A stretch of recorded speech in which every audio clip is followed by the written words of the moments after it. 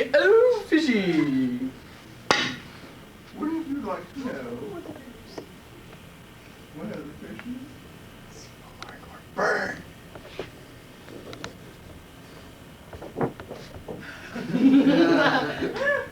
It's Dr. Tums, really has.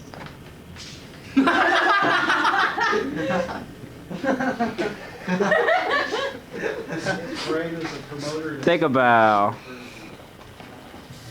Thank you. Hey, Amy, where's our food? Peggy, where's our food? I don't know.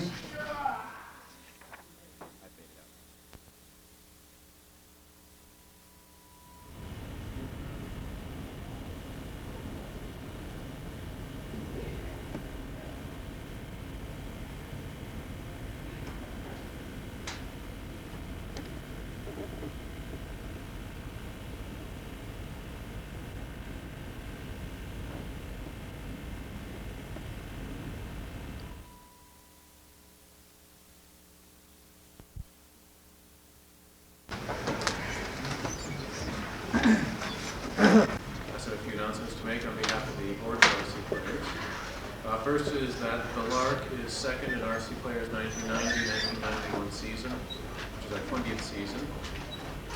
The next show that RC Players is producing is Extremities by William Mastrosinona, directed by Andy Inman, and that's going to be December 7th, 8th, and 9th, and the halfway in. The small cafe in East Quad here that opens out on the church street. That's a play about rape and its effects on the victim and thank you very much.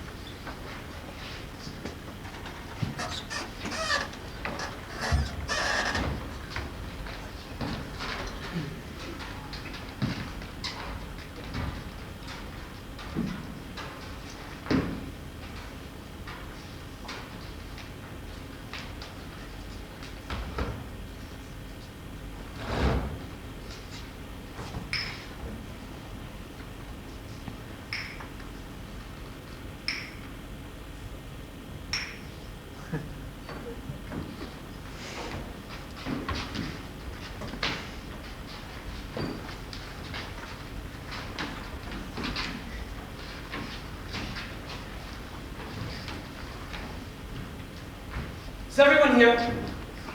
Good. Let's have the trial and be done with it. The sooner she's judged and burned, the better for everyone. But my lord, before we do that, we have the whole story to play. Dramamine, the voices, vocal illusion, on the coronation. Theatrical poppycock! You can tell that story to the children. The beautiful white armor, the fluttering standard, the gentle and implacable warrior maid. The statues can tell that story later on, when policies have changed. We may put up a statue ourselves in London one day, although I know it sounds wildly improbable at the moment. But you never know. In a few hundred years or so, it might suit His Majesty's government, for some reason or other. But, as for now, I am Beauchamp, Earl of Warwick. And I've got my grubby little witch lying on straw in my dungeon at Rouen. My little pest, my little hindrance. I paid quite a lot. If I had taken her directly from that Jean de Lanier who captured her, I'd have paid a reasonable price. Now there's a man who needs money. But I had to go through the Duke of Burgundy. He knew about this whole business before us. He knew he wanted her, and he isn't in need of any money. He made us feel it harshly. Still, His Majesty's government knew to pay whatever price necessary to obtain something on the continent. France has cost us much. But now, I have my lady. It's an exorbitant price to pay for what she is. But now I have her. I will judge and burn. Not immediately. Before we come to that, there's the whole of her life to go through. Her short life. The This little flame has an unbearable brightness soon extinguished. It won't be long. Very well, as you insist. An Englishman knows how to wait. All the same, you're not going to go through all the battles again, are you? Orléans, Patay, Beaugency? I should find that most disagreeable. Put your mind to that, Lord. There are too few of us here to stay long. Good. Joan, you may begin. May I begin wherever I like? Yes. All right. At the beginning, then. Oh, the beginnings are always the most beautiful part. At home, when I'm still a little girl, in the field where I look after the sheep, first time I hear the voices. It is after the evening Angelus. I'm very small and my hair is still in pigtails. I'm sitting there in the field thinking of nothing at all. God is good and keeps me safe and happy, close to my mother, my father, and my brother, in the quiet countryside of Domremy, while the English soldiers are looting and burning villages up and down the land.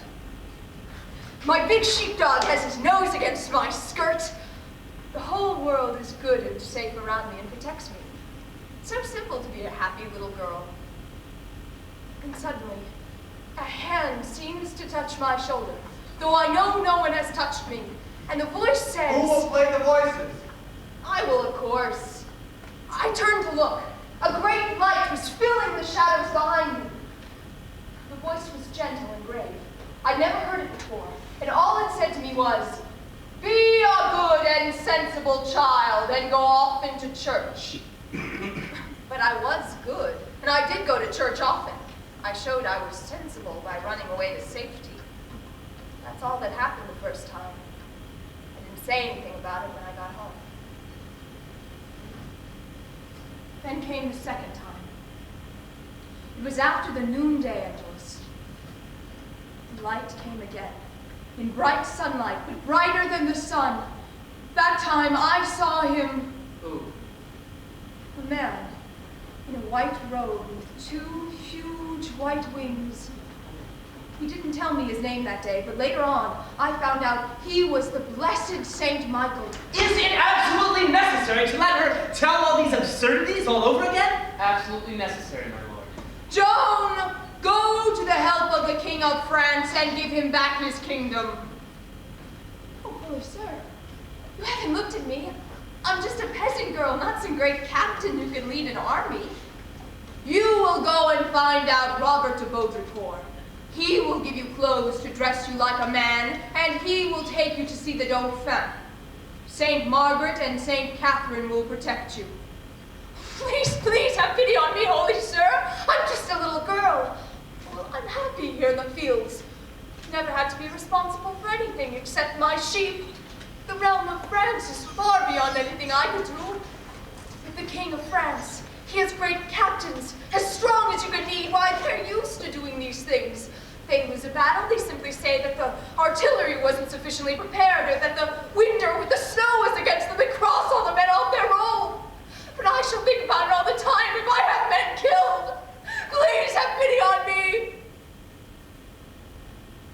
No such thing. No pity. He had gone already. There I was with France on my shoulders. Not to mention the work on the farm, and father who wasn't easy. Where's that girl got to? She's out in the fields. Well, I was out in the fields, and now I'm back home again. 6 o'clock. Where's that girl got to? Joan, she's dreaming under the fairy tree, staring at nothing. I saw her when I went to fetch in the bull. The fairy tree. Note that, gentlemen, if you will. Note the superstition. The beginning of witchcraft already. The fairy tree. I ask you to note that. There are fairy trees all over France, my lord and lord. It's in our interest not to refuse the fairies to these little girls. We have our saints. That should be sufficient. Later on, certainly. But I mean while they are still very young, as Joan was, not yet 15. At 15, a girl is a girl. These strumpets know everything. Not Joan. Joan's part of the story is very simple and very easy. Now, it will be another matter when we come to the trial. I shan't spare her voices then, but a little girl shall keep her voice, keep her fairies. And these discussions are under my charge. So that's where you say she is. And what does she think she's doing there, sitting under the tree? Try and find out. She's just staring in front of her, as if she was expecting something. And it isn't the first time either. Well, why didn't you tell me when you saw her there before then? Don't you know what trouble there is with girls her age, you fool? And what do you think she was expecting, eh? Somebody, not something. She's got a lover, and you know it. Give me my stick. You know perfectly well Jones is innocent as a baby. Maybe she is. And girls as innocent as babies can come to you one evening holding up their faces to be kissed, and the next morning, though you kept them locked up in their room all night, what's happened? You can't see into their eyes at all. They're avoiding you and lying to you. They're the devil all at once. The word has been said, my lords, and by her father. How do you know that? The day I married you, I was as innocent as Joan, and I dare say you could look into my eyes just as well the next morning. That's got nothing to do with it. Who are these other girls that you've never told me about? I say that's got nothing to do with it. We're not talking about other girls, we're talking about Joan. Give me my stick. I'm going out to look for her, and she's been meeting someone on the quiet. I'll skin them alive. I was meeting someone on the quiet, and his solemn voice was saying, Joan, Joan, what are you waiting for? There's a great sorrow in the realm of France. Sir, I'm so afraid. I'm just a peasant girl. Surely you made a mistake. Does God make mistakes, Joan? How could I have answered yes? You should have made the sign of the cross. I did, and the archangel made it too. All the time keeping his eyes carefully on mine. And the church clock sounded. You should have cried, Vade retro Satanas. I don't know Latin, my lord. Don't be an idiot. The devil understands French. You should have cried, go away, filthy, stinking devil, and don't tempt me again. But my lord, it was Saint Michael. So he told you, and you were fool enough to believe him. Yes, I believed him. He couldn't have been the devil. He shone with light. He was beautiful. So is the devil, so is the devil, I tell My you. lord. These subtle theological points, my lord promoter, are problem for debating between ourselves. It would be beyond the understanding of this poor girl. No good is served by shocking her. You're telling a lie, Canon. I haven't any of your learning, but I know the devil is ugly. And all that is beautiful is the work of God. Very charming, simple, and stupid. Do you think the devil is stupid? He's 1,000 times more intelligent than you and I put together. Do you think when he comes to snare a soul, he would come as a horror of the flesh, with black plowed skin and a snouting tusk like a rhinoceros? If he did, souls would fly to virtue at the sight of him. I tell you, he chooses a moonlit summer night and comes with coaxing hands, with eyes that receive you into them like water that drowns you, with naked women's flesh, transparent, white, beautiful. Cannon! You are losing your way. This is very far from Joan's devil if she has seen one. I beg you not to confuse your devil with hers. I beg your pardon, my lord. There is only one devil. May continue. The devil is beautiful. How can we know him? By asking your parish priest. May we never know by ourselves? No, that is why there is no salvation outside of the church. Only the rich have a parish priest always at hand. It's hard for the poor. It is hard for everyone to escape damnation. My lord promoter, let her talk with her voices in peace and quiet. It is the beginning of the story. We mustn't reproach her yet. Another time, it was Saint Margaret and Saint Catherine who appeared to me. They were beautiful too. Did they appear to you naked? Oh, Lord, do you think God can't afford clothes for his saints in heaven? You see, Cannon, you make us all smile with your questions. Be wise enough to keep your interruptions until we come to the serious heart of this business. And when we do so, particularly when we come to judge her, remember that the soul in this little arrogant body is in our care. Aren't you risking very much confusion in her mind to suggest that good and evil are no more than a question of clothes? Now, it is true, certainly, that her saints are traditionally represented as clothed. In the other hand... Our Lord is naked on the cross. Yes, I was going to say so, Joan, if you're not preventing me. This is for you to try to work the candidate. You forget who you are. You forget that we are your priests, your masters, and your judges. Beware of your pride, Joan. If the devil one day wins you for his own, that is how it will come to you. I know I am proud. But if God did not mean me to be proud, why did he send an archangel to see me? And angels with the light of heaven on them to speak to me? Why did he tell me I should persuade all the people I have persuaded, men as learned and as wise as you? He did say I should ride in white armor, with a bright sword given me by the king, to lead France into battle. And it has been so. He had only to leave me in my field looking after my sheep. I don't think pride would have entered my head. Weigh your words, Joan. It is your savior you are accusing now. Oh, God guide me. His will be done. If it is his will to make me proud and damned, that is his right as well. Terrible! What she says is terrible! God's will to damn a soul! And you all listen to this without a murmur, my lords. I see here the seed of a fearful heresy which will one day tear the church apart. Listen carefully to what I am going to ask you, John. Do you think you are in a state of grace at this moment? At what moment, my lord? I don't know anymore where we are. Is it at the beginning when I first hear my voices, or at the end when my king and my friends have deserted me? Or when I doubt and recant and the church receives me again? Don't evade my question. Do you think you are in a state of grace? My lord Inquisitor, it is a formidable question for a simple girl who believes in all sincerity that God has called her. I ask that her answer not be held against her. She is risking quite Quiet, unwillingly. Brother Lampedu. I ask what I consider you to ask. Let her answer my question. Do you think you are in a state of grace, John? If I am, may God in his goodness keep me there. If I am not, may God in his goodness set me there. Well answered, Joan. What of it? The devil has cunning or he wouldn't be the devil. It isn't the first time he's been asked that question. We know what he is. He has his answers already. No doubt this is all very interesting, my lord. But if you keep on at this rate, we shall never get to the trial, never have her burnt, never get anywhere. I said she could take us over the old ground again if you thought it so necessary, but let her get on with it. And let us come to the essentials. His Majesty's government has to discredit this wretched little Charles Valois at once. It is imperative that we let Christendom know that the coronation was the performance of a witch, a heretic, an army's whore. But my lord, we're trying her only for heresy. I know that, but I have to make more of it for the sake of the troops. The findings of your trial, I'm afraid, will be too ratified for the soldiers.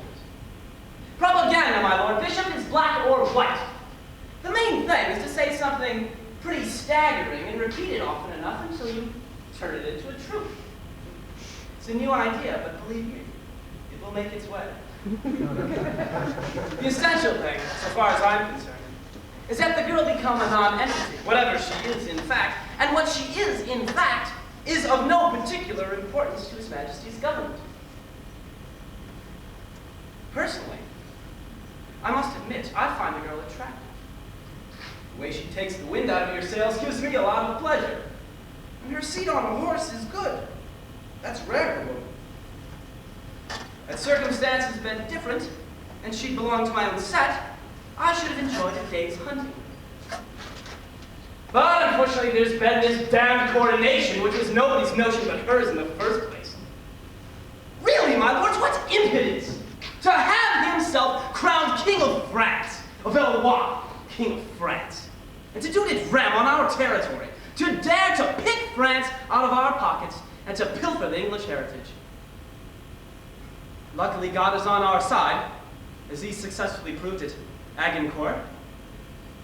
God and all right, two ideas completely synonymous, and moreover inscribed in our coat of arms. So rather through the rest of it and have her burnt and not so much talk. I give it 10 years this whole incident will have been forgotten. God grant so, my lord. Where have we got to? To where I was going out to find her sitting under the tree, waiting to get herself into trouble, the little bitch. And I can tell you she'll be sorry she ever began it. What are you doing here, eh? Tell me what you're waiting about here for when you know you ought to be indoors eating your supper. I didn't know it was so late. I lost count of the time. That's it, you lost count of the time. And what else have you lost that you dare tell me?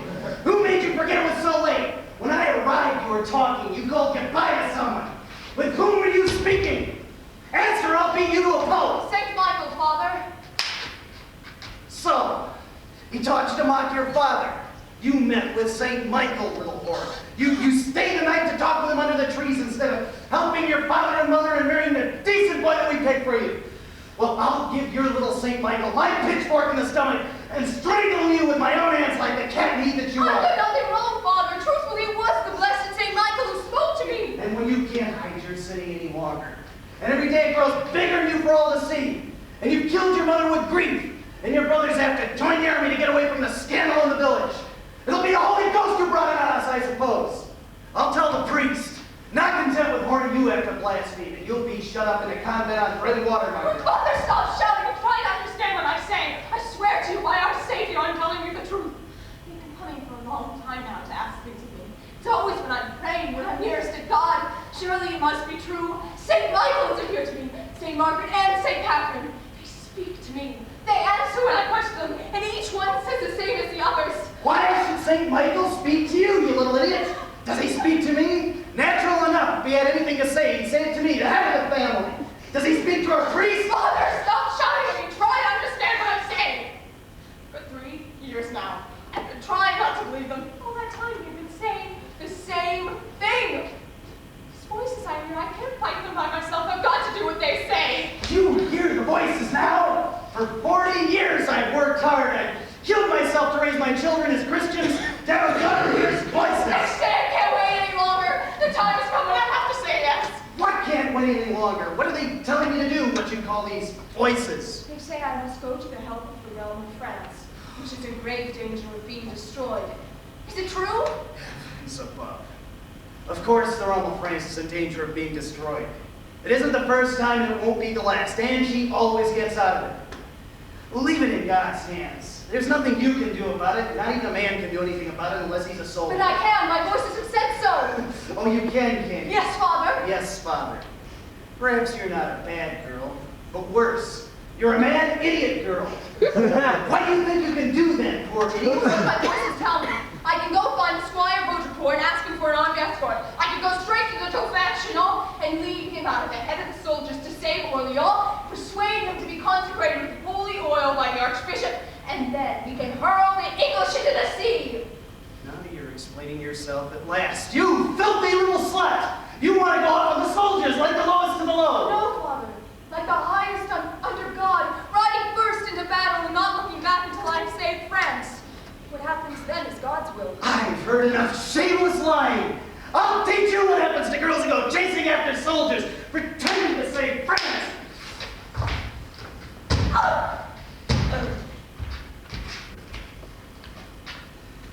Stop, Father! Stop! Stop! This must be stopped. He means to injure her. We can do nothing but glad to know. This part of the story will never end known. We don't get to know her until the trial. We'll only play our part. Good or bad as they are written, and each in his turn. And later on, you know, we shall do worse things than this to her. This domestic scene is a very pleasant to witness, my lord. Why not? We're firm believers in corporal punishment in England. Forms the character. I myself was flogged several times as a boy. I took it extremely well. There, you carrion! Do you still want to go off and save France? Well, sirs, what would you have done in my place if your daughter had said that to you? There's only one thing that surprises and distresses me. The negligence of our information service. As early as the very beginning, we would have had to associate with this man here. Yes, but we couldn't have foreseen. Ah, good information service must always foresee everything. A little visionary girl talks of saving France. We must know about it right away, get along with the father so he can leather her and be done with this business. We can't wait to find out what will happen. That could be too costly later. Have you killed her? Not this time. Reflect, if she talks any more about going off with the soldiers, I'll drown that girl of yours in the river with my own hands, do you hear me? And if I'm not around to do it, I give her brother full permission to do it for me. Oh, children. Oh, my little children, little children. Did he hurt you? Yes, meant me to feel it. Is your father going to spare us each? But do bear it, Mother. I prayed while he beat me. Prayed that my heavenly Father would forgive him. My heavenly father doesn't have to forgive fathers for beating their daughters. It's their right. I prayed that he would understand. Understand what, my silly one? Why did you have to tell him all this nonsense? Someone has to understand, otherwise I'm all by myself. I have to fix them alone. Shh, no. You don't have to upset yourself. Let me hold you a while like when you were little. How big she is, I can't hold her in my arms anymore. You are still my little girl now. Do you remember following me and hanging on to my apron in the kitchen? And I always gave you a little carrot to clean or a little plate to wipe so you could act just like me. With your brothers, it isn't the same thing. They're men just like your father. It's impossible to make men understand. All you can do is say yes to whatever they think. Wait till they've gone out in the fields. Then you can be mistress in your house again. I didn't have to tell you all this, but you're all grown up now. Your father is good and just. But if I didn't trick him every once in a while for his own good, I don't know where we would be. Have a little money to save for your housekeeping. A penny here, a penny there. If you like, at the next fair, I'll buy you a lovely embroidered scarf. You'll be pretty. Being pretty is what I want, Mom. I was crazy too. I also loved a boy before your father. He was handsome, but it was impossible. He left to be a soldier, and you see, I was happy all the same. Who is it, Joe? Don't keep secrets from your mother. Don't you even know his name, perhaps? Yet I don't know, but it must be someone in the village. Why, your father might even agree to him. He's not against a good marriage for him. We might even be able to convince him he chose the boy himself, the poor old stupid.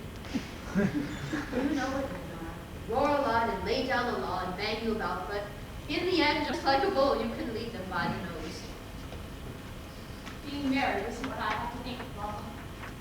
The blessed St. Michael told me I should leave the village, put on a man's clothes, and go find His Highness the Dauphin to save France. Joan, I speak nicely and gently to you, but I won't have you talking wickedness. And I won't have you put on a man's clothes either, not if you beg at my grave. Have I talking to man, you let me catch you my girls. But I should have to if I'm to ride horseback with the soldiers. It's the blessed St. Michael who says so. I don't care what the blessed St. Michael says. You should never go off on a horse. Joan Park on a horse would be the talk of the village. But the lady of Vaucouleurs rides a horse to hawking. You shall not go off on a horse, never. It's not the station of life you were born to. Such grand ideas indeed. But if I can't ride a horse, how am I going to lead the soldiers? The soldiers think you a wicked girl. I'd rather see you cold and dead. Oh, look at you. See how you make me talk like your father.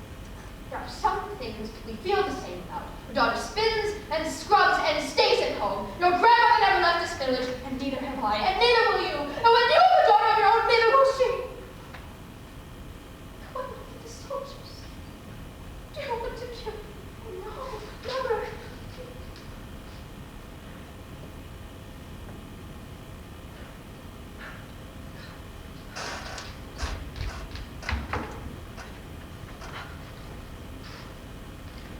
You see, St. Michael, it isn't possible. They won't ever understand. No one will. It's better that I should give it up at once. Our Lord has said we ought to obey our father and mother. But first, Joan, you have to obey God. But if God commands the impossible, then you must attempt the impossible, calmly and quietly. Begin, Joan. God asks nothing else afterwards. He provides for everything. Each time he leaves a mountain in your way, you must be very proud, Joan. It is because he is leaving part of his burden for you to carry. My Lord, do you think God could want a daughter to make her parents weep? To leave them alone, to break their hearts, perhaps to die? It's difficult to understand. He has said, I come to bring not peace, but a sword. I am come to set the brother against the sister, and the son against the father. God came to bring struggle, Joan, not to make the way easy, but to make the way harder. He doesn't ask the impossible of everyone, but he does ask it of you. That is all. Well, I will go. Proud and arrogant. Who is calling me proud and arrogant? Once you do what God commands, that is what the world will call you. But if you give yourself humbly into the hands of God, you can bear this blame of pride. It's heavy to bear, my lord. Yes, It is heavy, but God knows that you are strong. Ah, it's all settled then. I'll go and find my Uncle Durand. With him, I always get my own way. I'll kiss him on each cheek and on the top of his head, and he'll say, oh Lord, and take me to Vaucouleurs.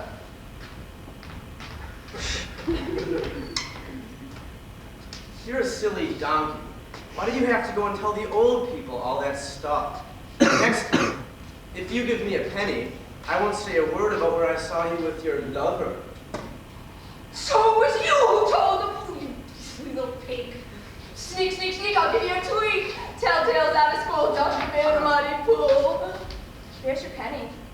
Lordy hell. And telltale tip, your intelligence will be split, and all the children in the village shall have a little bit. Ah! Hey.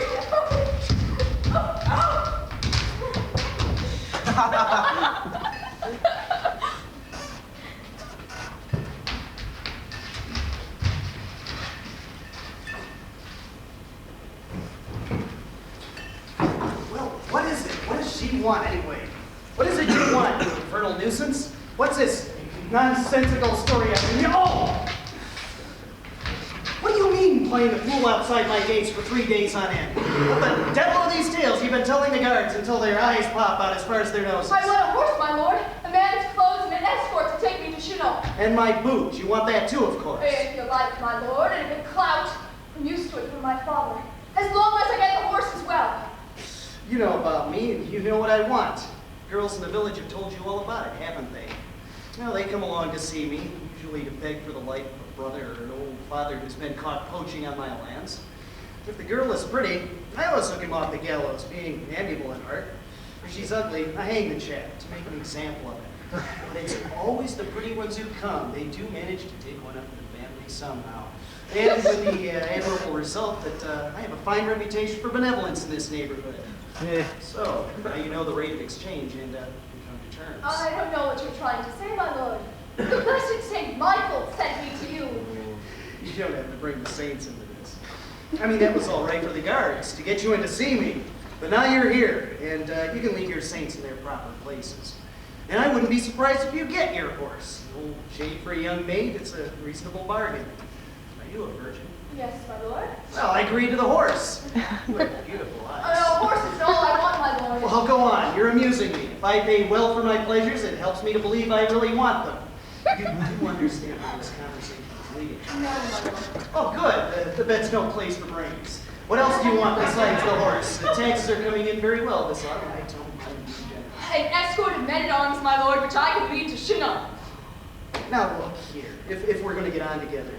I may be easygoing, but I won't stand for any impudence. I'm the master here, and I can just as well have you whipped for forcing your way in here and send you home with nothing except the marks on your backside. So behave yourself. Now, why is it you want to go to Chinon? To find His Highness the Dauphin. Well, you do mean to get on. Why not the Duke of Burgundy while you're at it? You might have a sporting chance with him. The Duke's as hot as a buck rabbit. Whereas the Dauphin, when it comes to war and women, I don't know what you expect to get from him. An army, my lord, which I can lead to Orleans. Well, if you're mad, it's another thing altogether. I'm not getting involved in any scandal. Hey there, Anouilh! Take her away and lock her up. You can send her back to her father tomorrow evening. But no beating. I don't want any trouble. The girl's mad. You can lock me up, my lord, I don't mind that. But when you let me out tomorrow evening, I shall come back again. So it will be simpler if you let me talk to you now. 10,000 thunders! Don't I frighten you? Well, my lord, no. Get back to your post. You don't need to stand about listening to all this.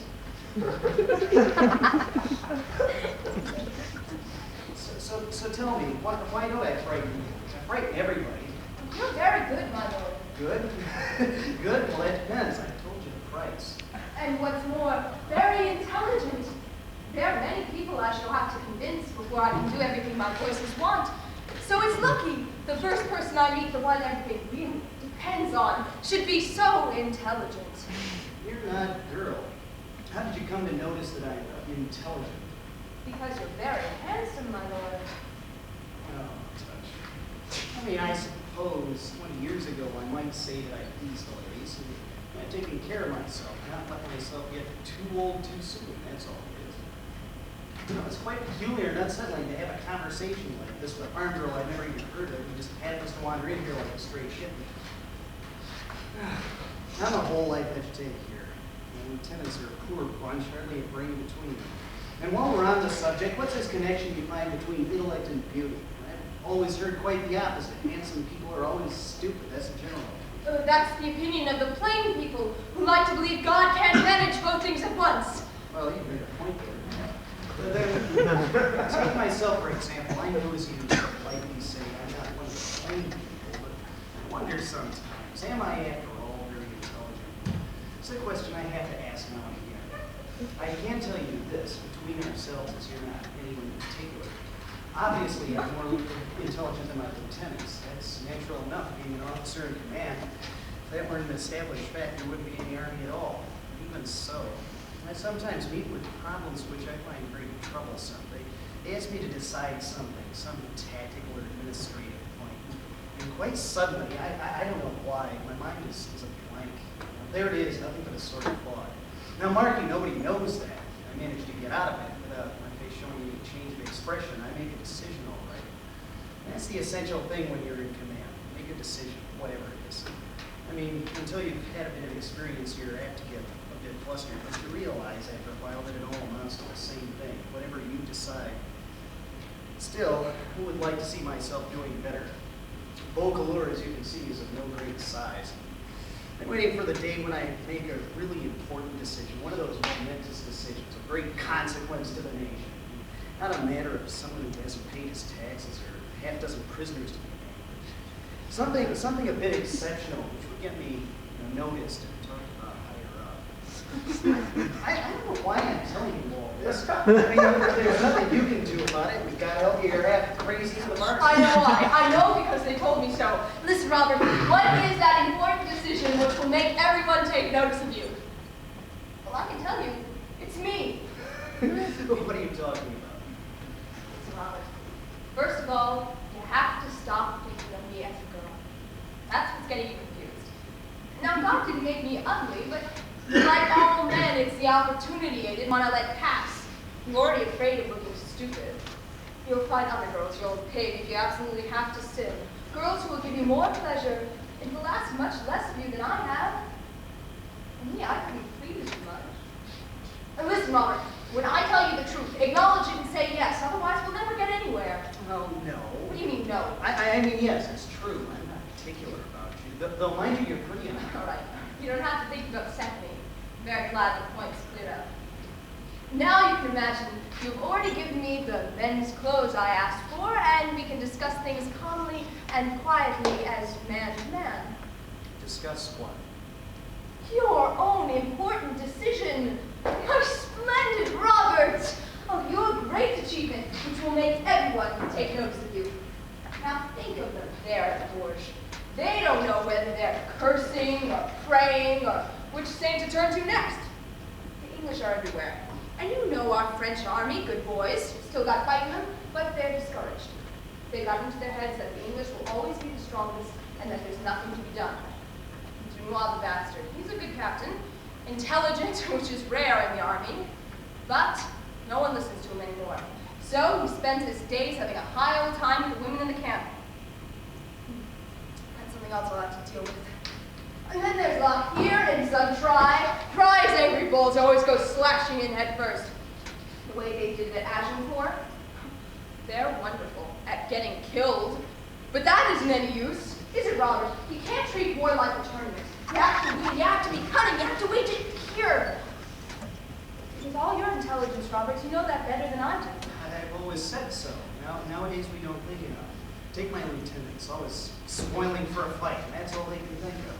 And men who know how to think get overlooked. Don't even dream to use them. Nobody. So, they have to think for themselves. Oh, it's lucky you had such a tremendous idea. Certain to alter everything. I have an idea. Don't question it, Robert. Be very proud of it. Your mind is working at great speed, clearly and concisely.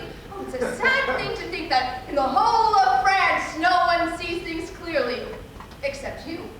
you believe so? I tell you so. And what is it that I see? You see, simply, that the people of France need to be given a spirit and a faith. And so you have with you at this moment a young country girl. St. Michael is appeared to her, and St. Margaret and St. Catherine, or at least she says they have. And this is where you show yourself to be so remarkable. You say to yourself, here is a young country girl of no consequence at all right? If she has been sent by God, then nothing could stop her.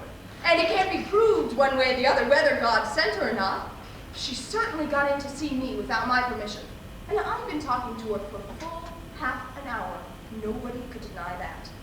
And then, like a sword of lightning, the idea strikes home to you. You say to yourself, if she has the power to convince me, why shouldn't she convince the Dauphin and the Archbishop? Why, they're men, just as I'm a man, as a matter of fact, rather less intelligent. And moreover, why shouldn't she convince our soldiers that the English in the main are exactly like themselves? Half courage, half a wish to save their skins, pummel them at the right moment, you send them staggering out of Orleans. It is magnificent how you marshal the whole situation in your mind. What our fellows need, you're saying to yourself, what they need is someone to rouse their spirits and prove to them that God is still with them. This is where you show yourself to be a born leader, Robert. You think that? I know it. And very soon, so will everyone else. Like all great politicians. You're a realist, Robert.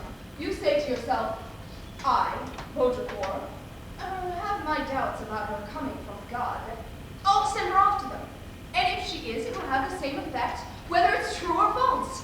By a stroke of good luck, my courier's leaving for Bourges tomorrow morning. Now, who told you that? It's supposed to be a secret. I found it out. I get half a dozen of my best men, get her on a horse, and send her off with the courier. At Chinon, as far as I can see, she'll work things out for herself. My word, Robert. What? You have a marvelous intelligence to think of all that. Yes. Only, please give me a quiet horse, because I don't know how to ride one myself. You're going to break your neck, my girl. No, I don't think so. St. Michael will hold me honest. I'll tell you what, Robert. I'll have a wager with you. I'll bet you a suit of clothes, the man's clothes you still haven't said you'll give me, against a punch on the nose. Bring 2 horses into the courtyard. We'll gallop them together. If I fall off, you can lose faith in me. Is that fair? Agreed? Agreed. I need to move about a bit. I hadn't realized how tiring it would be to think so much. There, loose! Shall I put her in prison now? Oh, no. You just fetch her some bridges and bring us a couple of horses. We're taking a gallop together. What about the council, sir? It's 4 o'clock. Oh, the council can wait till tomorrow. Today I used my brains quite enough.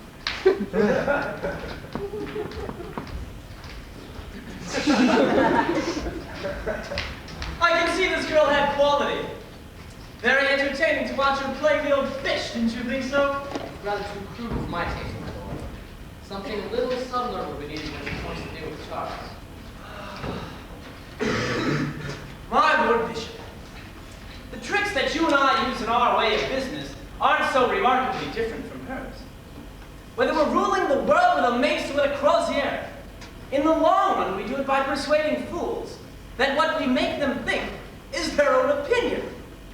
No need for any intervention of God in that, which is why I found it so entertaining. Entertaining, of course, if one isn't professionally concerned, as you are. Have you faith yourself, my Lord Bishop? Forgive my bluntness, but between ourselves, I'm interested to know. The child's faith, my lord. And that is why I shall make it difficult for you during the trial.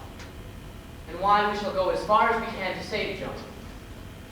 Even though we've been sincere collaborators with English rule, it seems to us the only reasonable solution to chaos. It was very easy for those who were at Bourges to call us traitors when they had the protection of the French army. We were an occupied Rouen. I don't like the word occupied. You forget the Treaty of Troy. You were quite simply on His Majesty's territories. In the midst of His Majesty's army, submitting to the curfew and the condescension of His Majesty's food supplies. We were men. with the frailty of men, who wanted to go on living, yet at the same time save Joan if we could. It's not a happy part when we're called upon to fill. There's nothing to stop you becoming martyrs, my dear fellow, if that would have made it more inspiring for you. My 800 men were quite ready. Oh, we knew it.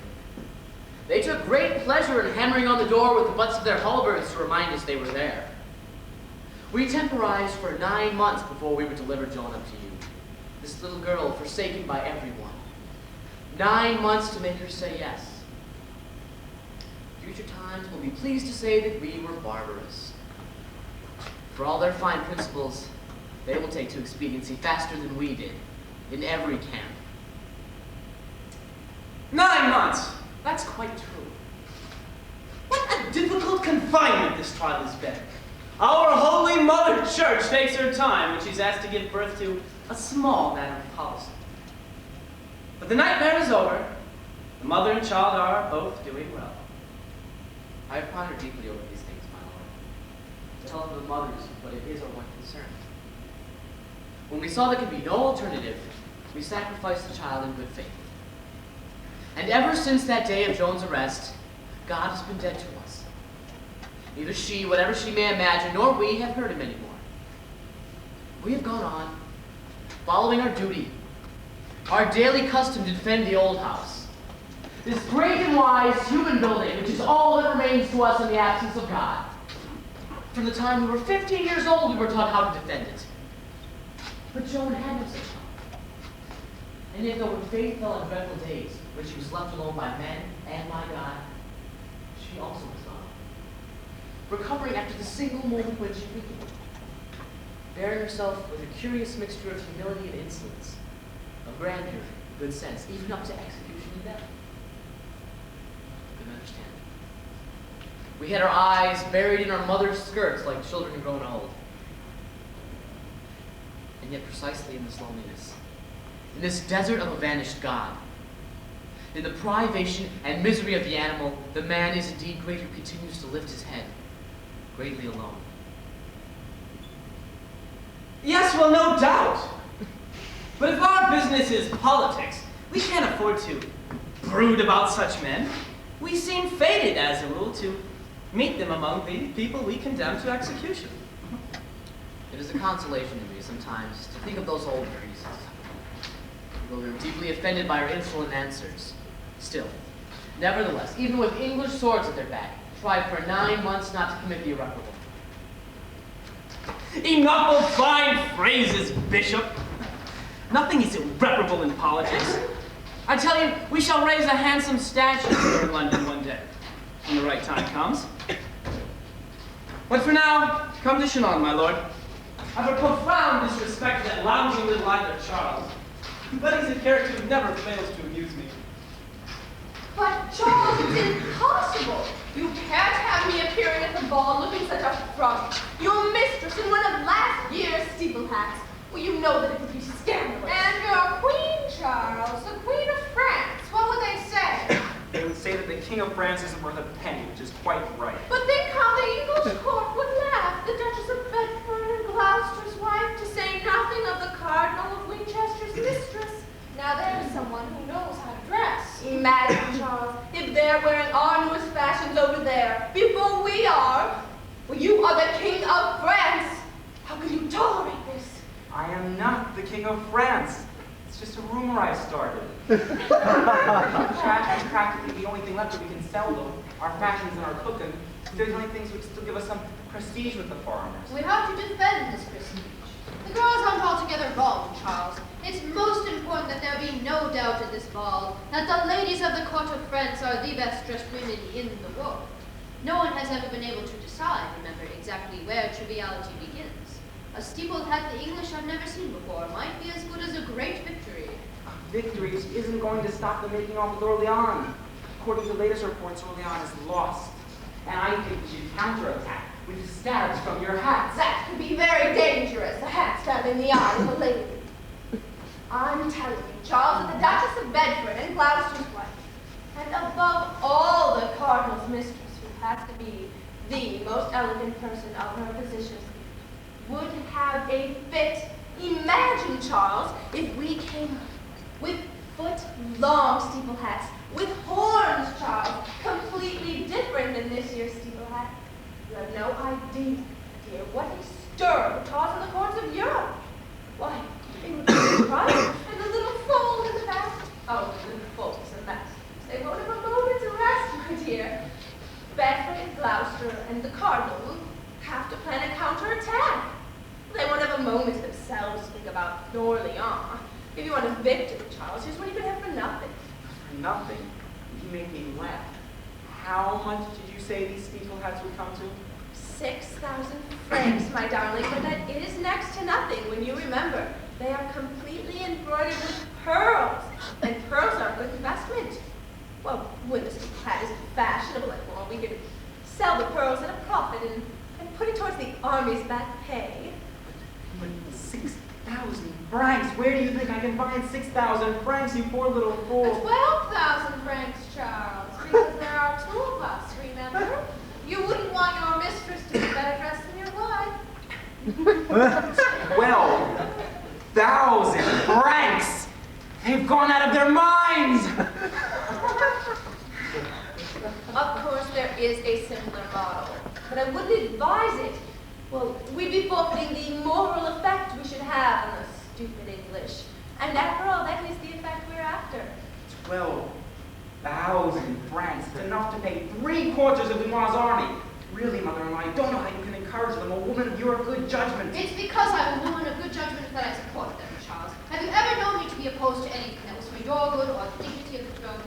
I am the mother of your queen, and yet it was I who introduced you to Agnes, when I saw how clearly it might benefit you.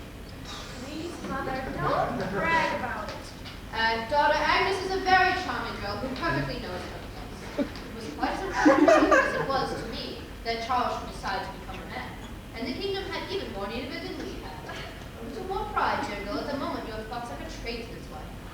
Before Charles could become a man, he had to be given a woman. I was a woman, it seems to me, and his wife, what is more. I don't want to wound you, my dearest girl, but only slightly a woman. I can say this to you because I was very much the same. Good sense, intelligence, more than you have, but that was all. Which is why I was willing that the king, your father, should have his mistresses, be his queen, run his house, give him a son and heir, and leave the rest to other people. We can't do everything. And anyways, love is scarcely an honest woman's concern. We don't do well at it. Besides, you will thank me later on. One sleeps so much better alone. And Charles is far more manly since he met Agnes. You are more manly, aren't you, Charles? Yesterday I said no to the Archbishop, and he tried to scare me. First he sent Anouilh to roar at me, and then he threatened to excommunicate me. All the old tricks. But I held firm. And thanks to whom? Thanks to Agnes. We rehearsed the whole scene in bed. What did the Archbishop want? You didn't tell me. Oh, I can't remember. He got Paris to live in good Burgundy or something of the sort, in return for a year's truce. I might say it really wouldn't have meant anything at all. There's a truce in Paris already. But Paris is France and France is mine. So I said no. The Archbishop made such a great fuss about it, the Duke must have promised him a pretty sum. And what would have happened, Charles, dear, if you had said yes in spite of You would have had a headache for a week. And although I suppose if I had to, I could do without Paris, I couldn't do without you. Well then, if I have helped you to say Paris, you can certainly buy me a new steeple hat. And one for your little queen too. Because you said some very hurtful things to her without even noticing, as usual. Bad boy. Well, you don't want me to be ill for a whole week now, do you? You know, Oh, all right then, order your steeple hats. I always have to say yes to somebody. If it isn't the Archbishop, it's to you. But I may as well tell you I haven't the least idea how I'm going to pay for it. Well, you're going to send a draft on the treasury, Charles. We'll see what happens later. Come along, Your Majesty, and we'll try them on together. Would you rather have the rose-colored one or the sky blue? I myself think the rose is the one which suits you. Wait a minute. Do you mean you've gotten them already? Oh, you're very slow in understanding, Charles. Surely you can see we were to have them in time for the ball. We had to order them over a month ago. But we were so sure you'd say yes, weren't we, Your Majesty? You shall see, Charles, what a sensation this causes in London. It is a great There's nothing you can do but laugh the way they harp on victories. La Trompe, Dunois, they're all the same. There's always going to be a great victory. Everything costs money these days, including great victories. Suppose I can't afford a great victory. Suppose friends are beyond my means. Ah, well, I can always sign a draft on the Treasury. The Treasury is empty, but there's nothing on this paper to say so. You wouldn't like one too while I'm doing it. You needn't mind saying so. My signature isn't worth anything it's written in. I'm past the age for steeple hats, Charles. I want something else. I know. You want to make me a great king. It's very boring in the end, you know. Everyone wants to make me a great king, even Agnes, even in bed. Imagine how jolly that is. I wish you'd try to get it into your heads. I'm an unimportant, insignificant little Valois. To make a king of me would require a miracle. I know my grandfather, Charles, was a great king, but he lived before the war when everything was cheaper. Besides, he was rich. But my father and mother spent it all, so whether you like it or not, I can't afford to be a great king. I haven't got the money, and I haven't got the courage. You know I haven't. Courage is far too dangerous in a world full of bullying brutes. And fat pig, La Trompe, was in a raging temper the other day, and he drew his sword on me. We were alone together. He was quite prepared to give me a jab with it, the beastly hooligan. I only just had time to dodge behind the throne. So you see what we've come to? Drawing his sword on a king. They should have called the constable to arrest him. Except that unfortunately, he is the constable. And I'm not sure that I'm the king. That's why they treat me like this. They know I may only be a bastard. It's only yourself who's always saying so. I look at all the legitimate faces around me. I hope I am a bastard. It's a fine day and age to live in when a man isn't considered anyone unless he can wield an 8-pound sword and stroll about in a suit of armor that would sink a galleon. When they put it on me, I'm welded to the floor. That's a great help to my dignity. And I don't like fighting. I don't like hitting. And I don't like being hit. And what's more, if you want to know the truth, I'm frightened of it. What other impossibilities do you want me to do? I want you to receive this girl from Vaucouleurs. She says God sent her, and furthermore, she says she has come to deliver Orleans. The people can think and talk of nothing else, and they're only waiting now to hear that you're willing to hear her. Then they're going to find that I'm not as ridiculous as they think I am. Give audience to an eccentric peasant girl. Really, mother-in-law, for a woman of your good sense, you disappoint me. I've given you Agnes because I thought it was for your good, though against my interests as a mother. Now I tell you to accept this girl from Vaucouleurs. She seems to possess some exceptional power, which is a point to be considered. I don't like virgins. I know you're going to tell me again that I'm not virile enough, but they frighten me. And besides, I still have Agnes, who pleases me quite well enough. I don't think I'm reproaching you. For someone who is queen and my mother-in-law, you have a very remarkable vocation. You don't understand me, Charles, or I was pretending not to. I'm telling you to take this girl into your council, not into your bed. Into my council, with the Archbishop and La Trompe, who believes that he sprang from Jupiter's thigh. Do you want him to knock my head off? The peasant girl in your councils is exactly what you need. The nobility govern the kingdom, which is as it should be. God has entrusted it into their hands. But without presuming to criticize the wisdom of Providence, I sometimes wonder that he hasn't given them what he gives so generously to humbler men. A better measure of simplicity and common sense. And courage. And courage, Charles. As far as I can understand you, you mean to give the government to the people. To the good people who have all the virtues. You've read the history of tyrants, I suppose. No, Charles, and my day knowledge was not encouraged in young women. But I have read it. The endless procession of scandals and horrors, and sometimes I amuse myself by imagining how the procession will go on in the future. They will certainly try what you recommend. Men of the people will become masters of the kingdoms. Perhaps for centuries, the time it takes for a meteor to cross the sky. That will be the time for massacres and the most monstrous of errors. And what will they find at the great account when all is done? They'll find that not even the most vile, capricious, and cruel of the princes has cost the world as much as one of these virtuous men. Give France a man of action born of the people, whose one ambition is to make the people happy, whatever it may entail. And see how they'll come to wish to God they had their poor lazy Charles back again with his everlasting game of cup and ball. At least I have no theories about organizing a happy life. A negative virtue, perhaps, but one more valuable than they realize yet. You should give up this cup and ball game and this habit of sitting upside down on your throne. It's no behavior for a king. You would be sensible to let me be as I am. When the ball misses the cup, it falls on my nose and no one else's. But sitting on the throne the right way out with the orb in one hand and the scepter in the other, and then when I make a mistake, the ball will fall on everybody's nose.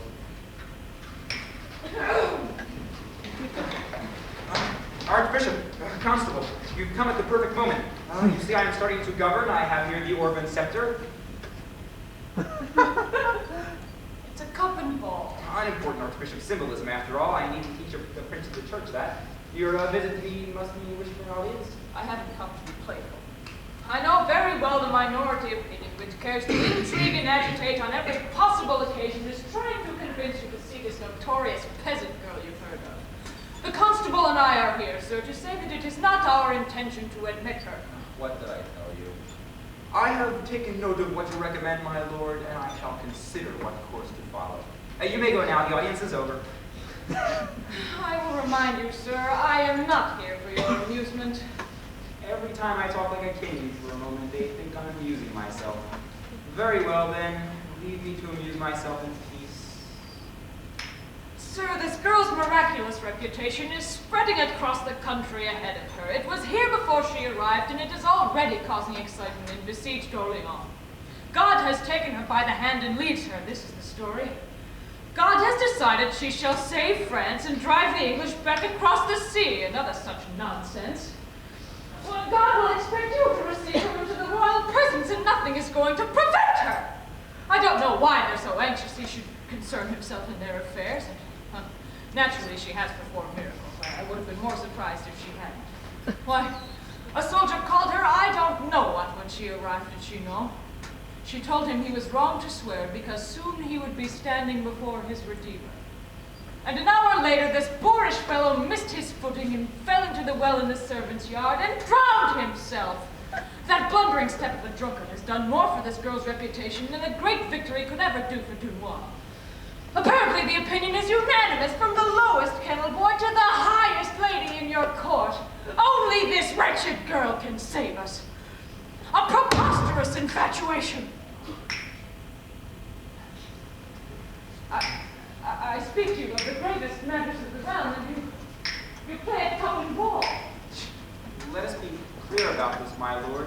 Do you want me to play cup and ball, or do you want me to govern? Do you want me to govern? Oh, sir, we don't ask you to go as far as that. Notice and appreciate the efforts that we are making. I assure you, I notice them, I appreciate them, and I find them quite useless, my lord. Everyone expects me to see this girl, isn't it so? I haven't said that. Oh, I'm not at all curious to see her. We have to know too many faces as it is, and messengers from God aren't usually very enlivening. But I want to be a good king and content my people, so I shall receive this peasant girl, if only to take the wind out of her sails. Have you spoken to her yourself, Archbishop? Oh, I have other things to do when you consider that I carry the burden of the entire country's affairs. Quite so. And I have nothing to do except play cup and ball. So I shall see her to save you the trouble. And I shall tell you frankly what I think of her. You can trust me to do that, my lord. I know you don't easily credit me with many qualities worth having. But at least you will agree I am a frivolous man. Quite a useful condition for this interview. I'm quite soon bored by anyone who takes himself seriously. So I shall receive this peasant girl, and if she can make me want to listen to her talking about the welfare of the kingdom, which no one has yet managed to do without making me yawn, well, then there's no doubt about her performing miracles. A peasant girl in the presence of the king. You will recall, my lord, that some of all times have been admitted to my presence. I don't mean Monsieur de la Tromouille, of course, who springs direct from Jupiter's thigh. But yourself, for instance. I recall being told that you are the grandson of a wine merchant. Now, there is no reproach in that. What could be more natural? You have carried your wine from the cellars to the altar. And as for myself, as you frequently have told me, it's a moot point whether I'm the son of a king. So we better not be playing the ancestry game, my lord, or we shall be making ourselves altogether ridiculous. Come with me and tell me to get ready for it. I thought of a very amusing joke. We can get a page and dress him in a royal doublet, if we can find one that isn't too shabby, sit him on the throne, which I'm sure you can manage better than I can, and then I shall hide myself in the crowd, and we can listen to a harangue from a messenger of God to a page boy. It ought to be irresistible, don't you think? Do we let him do it? It's a game to him like everything else. Well, it shouldn't be dangerous. And if he does speak to her, the people will quiet down. In a fortnight, they will have found some other messenger of God to resist. I command the army, Archbishop, and I can only tell you, the official doctor of the nation has nothing more to say. We are now entirely in the hands of the bone setters, the faith healers, the quacks. In other words, what you call messengers from God. What do we risk? Constable, wherever God concerns himself, everything is at risk. If he has sent this girl to us, if the unlikely should be true, then the troubles are only beginning. We will be shaken out of all custom and orthodoxy, contrive to win 4 or 5 battles, and then will come the problems and complications. Long experience as a man, both in church and in government, teaches me that never must we draw God's attention to us. It is better to remain very small, Constable, very small and unnoticed.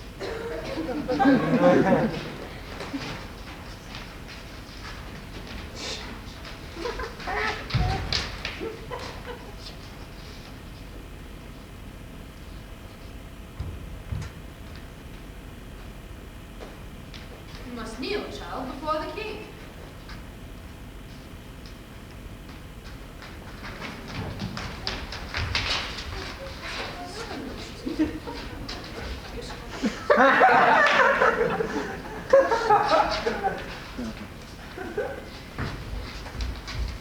What do you want with me? Gentle Dauphin, I am called Joan the Maid. God has sent me to you to tell you that you will be anointed and crowned in the city of Rennes. You will be viceroy of the King of Heaven, who is King of France. Well, that's very nice. But how would I get there? Rome belongs to the English. By your own strength, Gentle Dauphin, by beating them. We will start at Orléans, and then we can go to Rennes. Little lunatic! Isn't that what all the army commanders have been trying to do for months? I'm the head of it. I know something about it, and they haven't got there. I will get there. I'd certainly like to know how. With the help of God who sends me. So God has arranged for us to retake Orléans. Yes, my lord, and to send the English out of France. A very beautiful thought. But God can't convey his own messages himself. He has to have you do it for him. Yes, my lord. Young woman, you say God has decided to save the kingdom of France. If such is indeed his will, he has no need of armies or you to lead them. My lord, does God care for those who have no care? First the soldiers must fight, then he will give the victory. How did you recognize me without my crown? Gentle Dauphin, it was a good joke for you to put your crown on this boy here. Doesn't take much to see he's really a little nobody. You're mistaken. The boy is really the son of a great lord. Great lords are not the king. I told you I was the king. I look like a king. God told me, Gentle Dauphin, who appointed you from the beginning of time, through your father, your grandfather, and all the lines of kings to be viceroy of his kingdom. Sir, this girl's answers they show a remarkable good sense, but in matters such as this, one can never be too strict or too thorough. A council of learned theologians must question her and examine her answers very closely, and we will then discuss them in council and decide whether it is wise for you to grant her a longer hearing. There is no need for her to importune you any further today. First, I will question her myself. Come here, my daughter. No. Stay where you are. I was the one she recognized. I was the one she spoke to. I wish you could leave me alone with her, all of you. This blunt dismissal, sir, it is improper. It is quite extraordinary. Apart from all else, you should at least think of your own security. I am the only judge of that. Through my father, my grandfather, all the line of kings. Isn't that right? Leave us, my lords, when your king commands it.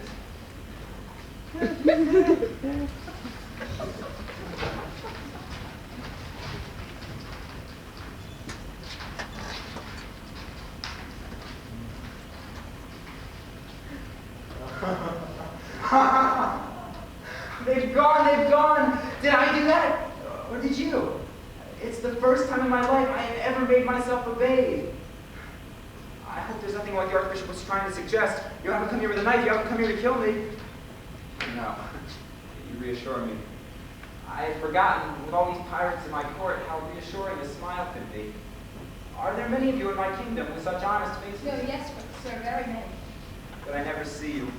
Only ruffians, hypocrites, and fools, my entourage. Though, of course, there's my little queen, who has a certain amount of charm, but not many brains. Well, there you are. I suppose now you're going to have to start boring me. You're going to tell me to become a great king. Yes. Oh, don't let's bother. We shall have to stay shut up here together for an hour at least to impress them. And you talk to me about God and the kingdom of France for an hour. I shall never last out. I propose instead we talk about something quite different. Do you play cards? I don't know what it is. Oh, it's an amusing game invented her papa to distract you during his illness. You'll see, I shall teach you.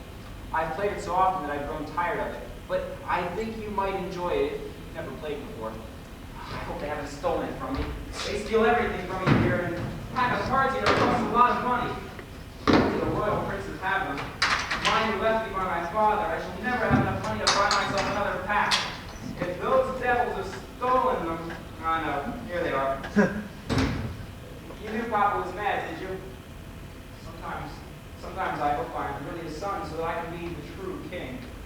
But other times, I hope I'm not so I don't have to dread going mad before I'm 30. And which of the two would you prefer, Charles? Good heavens. Are you calling me Charles? This is turning out to be a most surprising day. I believe I'm not going to be bored for once. Not now or ever again, Charles. Extraordinary. Which of the two would I prefer? Well, I suppose in the days when I've had some courage, I would rather run the risk of going mad and be the true king. On the other days, well, I'd rather retire on my 2 pence a penny to somewhere abroad and live in peace. Have you met Agnes? No. No, of course you haven't.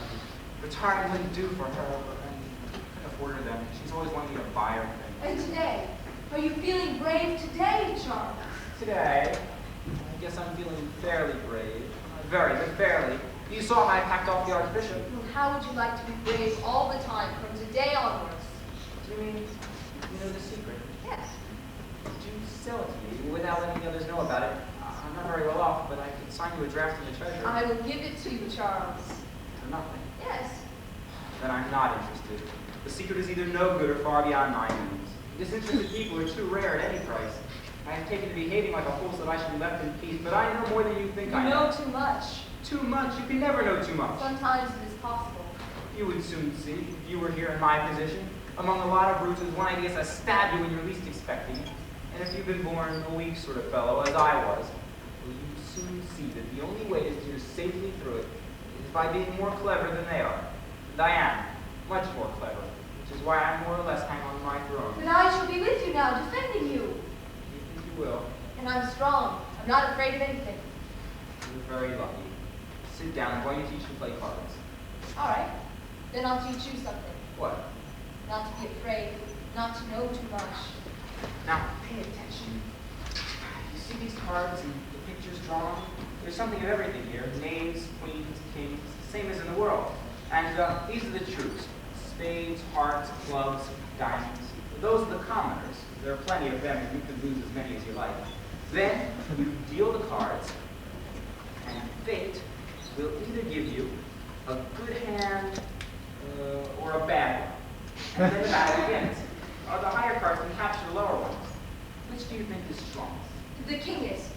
Well, he's almost the strongest. But there's one stronger still. This single heart here. Do you know what it's called? God, of course. Because only God can command kings. No, it isn't at all. For goodness sakes, let God alone for 5 minutes. We're playing cards, and it's called the ace. Then a game of cards is ridiculous. What can be stronger than a king except God? The ace, in fact. The ace, or God, if you like. But you see, there's one of each of them. Ace of spades, ace of hearts, ace of clubs, ace of diamonds. One in each camp. You're not so intelligent as I thought you were. Don't you think the English say their prayers until God gives them victories over us? And my cousin, the Duke of Burgundy, he has a god for Burgundy, a small one, but a bold one, a cunning one, who gets my cousin out of difficulties very well. God is with everybody, my girl. He marks the points, he keeps the score, but in the end, he plunks for the people with the most money or the biggest armies. So So why do you think he should be with France now that France hasn't anything at all? Perhaps for that reason, because she has nothing at all, Charles. You don't know them. I do. God isn't with the strongest, he's with the bravest. There's the difference. God doesn't have any love for cowards. And he doesn't love me. And if he doesn't love me, why do you expect me to love him? All he had to do is give me some courage. I don't ask for anything better. Do you think he's your nurse with no one else to think about but you? Why don't you make the most of what you've got? I know he's made you weak in the legs. Oh, you've noticed that. He ought to have managed better than that, particularly with the present fashions. It's because of my legs that Agnes can't bring herself to love me. If only he had an eye for proportion and hadn't given me my big knees as well. I'll grant you that. You didn't go to much trouble over your knees. But there was something else that more concerned me. His eye was on your head and your heart, Charles, where you most resemble him. There it is he makes you free, to be whatever you will. You can use them to play cards or outmaneuver the Archbishop for a time, though in the end you'll have to pay for it. Or else, you can use them to make the House of Val more glorious again and remake your kingdom. Your little queen gave you a son, Charles. What are you going to leave the boy when you die this wretched scrap of France nibbled by the English? If so, the boy will be able to say, as you did just now, that God doesn't have any interest in him.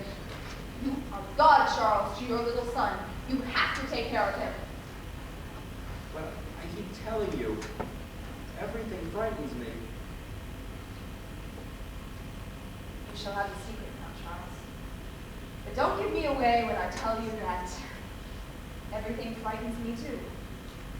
Do you know why Monsieur de la Anouilh isn't afraid of anything? Because he's strong. No, because he's stupid.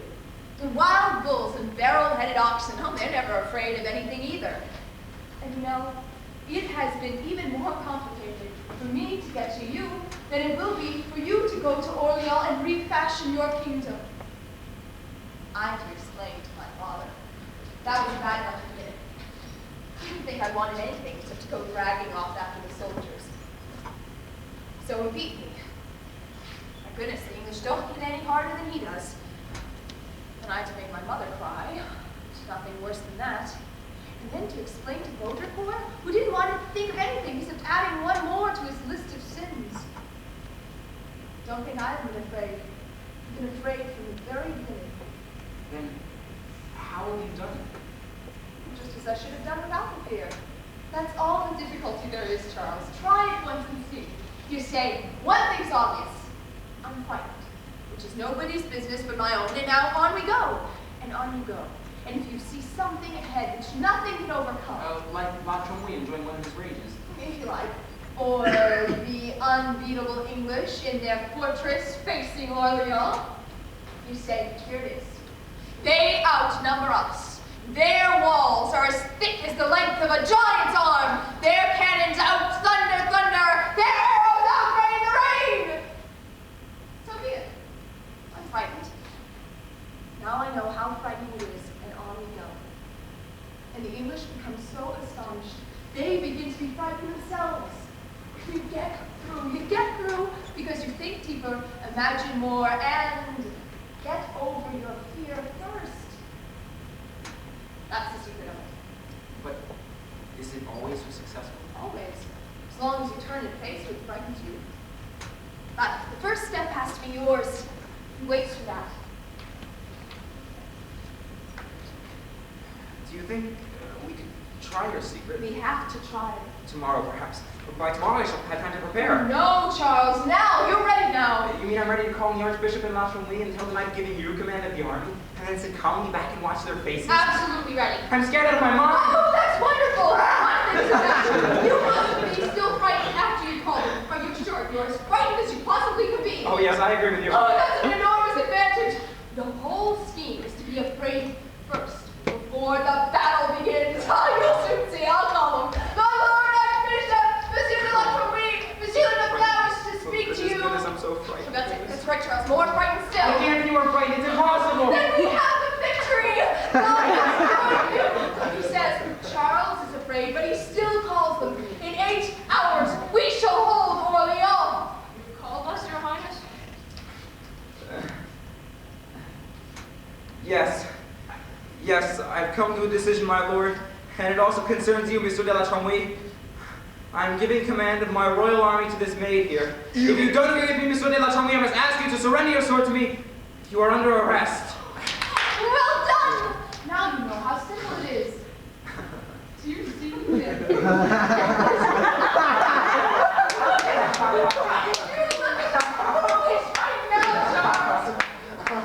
Thank you, God.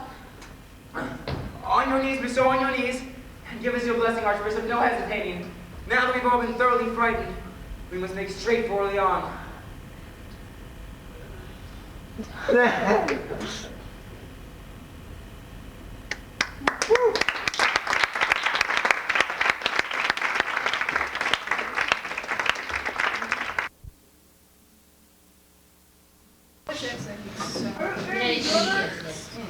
Welcome to intermission.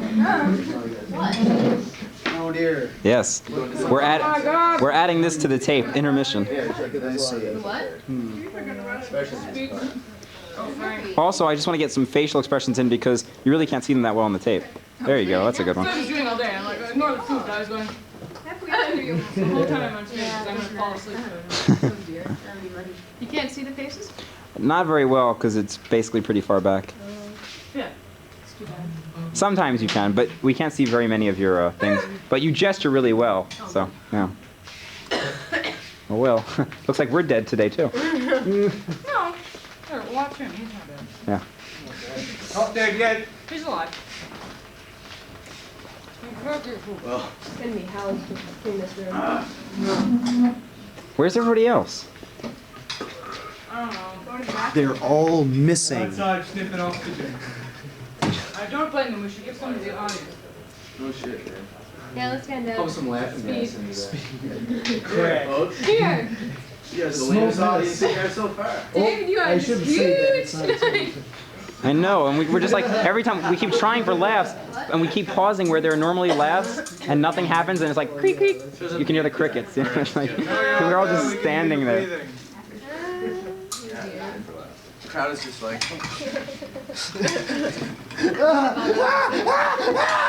Now that I know you don't like being on tape, I'm going to tape you all the time. the biggest laugh we've gotten is like,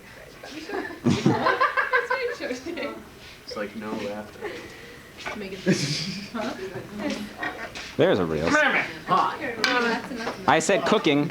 You said, I know, but you said it so well. I know. Cooking. It was so funny that G you really pronounced cook, and then you looked around. Yeah, cooking. I said it right. Yeah. Yeah. Did you catch that? I was waiting. Come visit me. Bishops are us. Did you see that lady? Don't come too close, you'll ruin the focus. Wait, we can get really close though. Hold on. Ready? Let me just. Joan. Hold on. I reasoned with you. I'm an old man. Somebody stop. I'm an old man.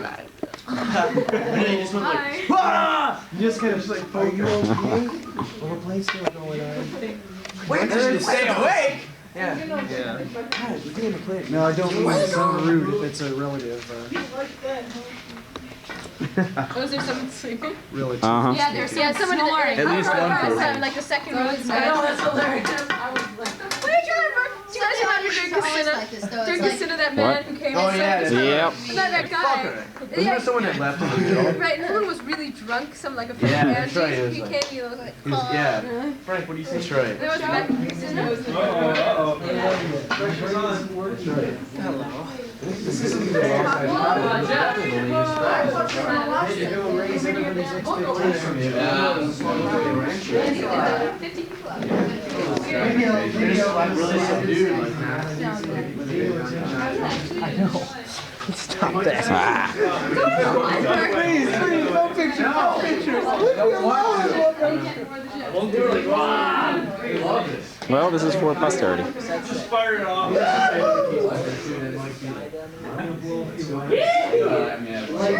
But you know how like my grandmother, you cannot follow. But they'll see a movie, she'll come out and like, Do these stupid things. It's either that or say, oh, that was very nice. like my grandmother, like I'll call her on the phone. That's right, I can say, oh, I wrote Still filming? Yes. It's not like you told us, it's just that they were on high too. Right, it's just that Well, a dinosaur just jumped on my head.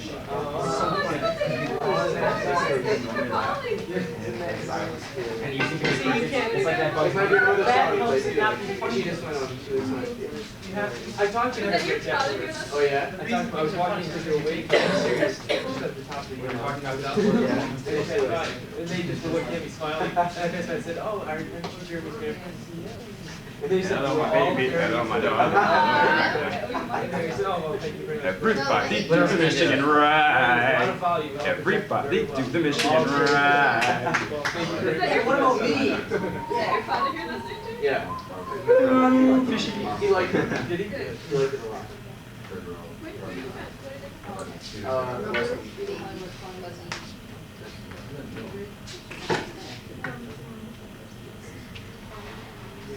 It's hard to do. He's out there right now. Oh yeah? When did you see it? Let me come behind you.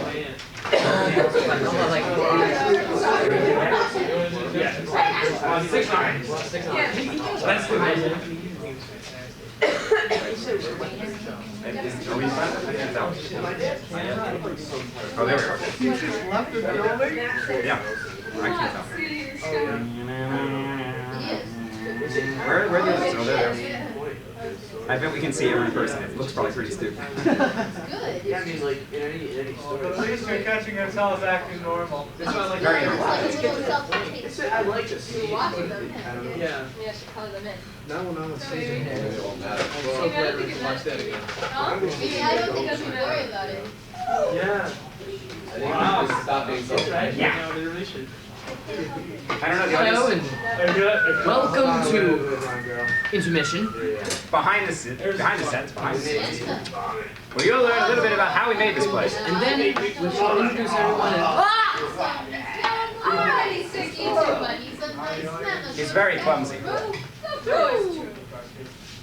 I run and Cameron, I was thinking, even if you're I was little. like walking down the sidewalk and like just get here. So that's what you And I want. fell down. Like, You heard me, probably Mr. looking at Controller. like, I beat you every night. But only when he's sober, so you're alright. Falls back really fast. You know, press so hard. And so you'd be driving so stop like behind the old lady. And so back. She was like, I'm trying to see I'm 60 to but when he did that, he knocks a little bit that member of the audience who I want you out there. I try to. That's really good. That's really good. The lunch scene at the end. It's like, There you go. I think that it's on. all right. We'll give you this is an intermission. My coffee is by the camera. Sing. Sing! That's not letting me get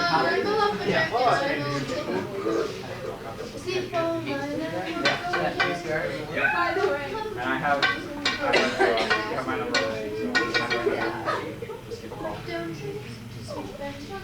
Oh, and Brian, to preserve the continuity, once we're done, communicate the very end of this education. Holding up a lot.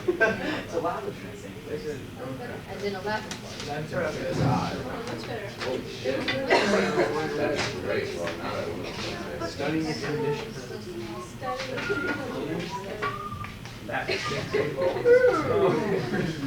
Wouldn't you like to know?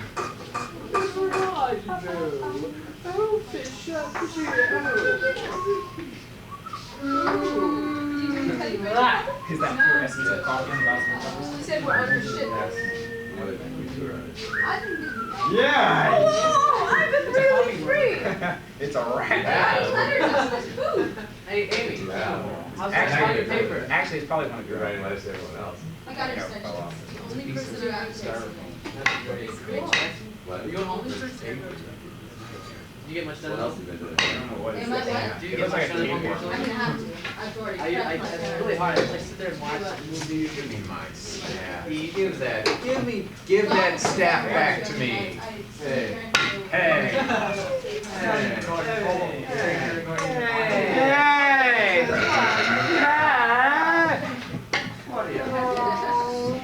Oh no, is that still going? Yeah. think you should get white.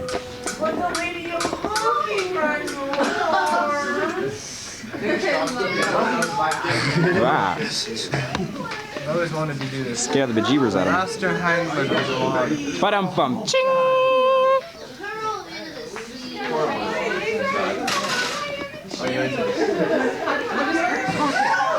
Crazy. Jesus ate a can of beans! I'm focused. It actually is like clear right here. Yeah. That's Oh, scary. I see. Ah. You're losing your way. Prize angry bulls.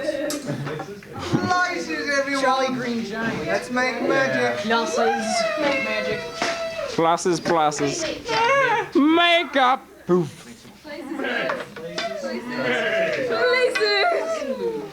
Well, that's the end of intermission. We hope you've enjoyed this little halftime show.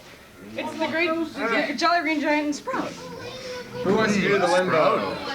Frank, hold this. Thank you. Limbo, brother might have new limbo. I need water. Dun dun dun dun dun dun dun dun dun dun dun dun dun dun dun dun dun dun dun. Hey! There he goes. Come on, come on. Whoa! Oh, dear. Places? You get the consolation prize. Places. Yep. See you later. After the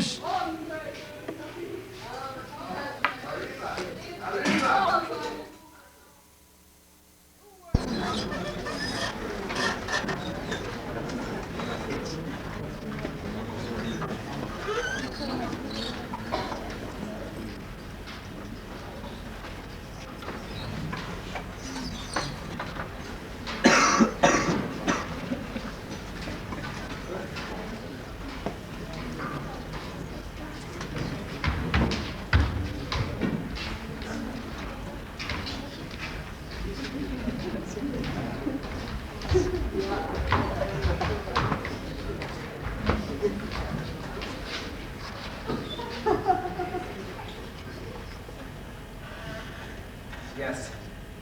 Yes, I've come to a decision, my lord, and it also concerns you, Mr. de la Trombley. I am giving command of my royal army to this maid here. If you don't agree with me, Mr. de la Trombley, I must ask you to surrender your sword. You are under arrest. Well done! Now you know how simple it is. Do you see their faces, Charles? Look at them! Look at them! Who is right now, Charles? Thank you, God. On your knees, Mr. On your knees, and give us your blessing, Archbishop. No hesitating. Now that we've all been thoroughly frightened, we must make straight for Orleans. That wasn't exactly what happened. They called a meeting of council, and in the end, they agreed to use Joan as a sort of flagpole to nail their colors to. An attractive little mascot well qualified to charm the general public into letting themselves be killed. We started being beaten from that time on, against all the laws of strategy. I know some people have said that there was nothing miraculous about that. They maintained that our system of isolated forts around Orleans was ludicrous, and that all the enemy had to do was attack, which was what Joan made them agree to try. But that's not true. No. We must have the grace to admit that there was something in it more than that. A strong element of the imponderable, or God, as you might say, my Lord Bishop, which the rules of strategy don't provide for. Without question, it was Joan, singing like a lark in the sky above the heads of your French army on the march. I'm very fond of France, which is why I should be most unhappy if we should lose her. This lark singing in the sky, while we all take aim to shoot her down, this seems very much France to me, or at least the best of her. In her time, she has had plenty of fools, rogues, and blunderers. But every now and then, the lark sings in her sky, and the fools and rogues can be forgotten. I am very fond of France. But still you take aim and shoot her down.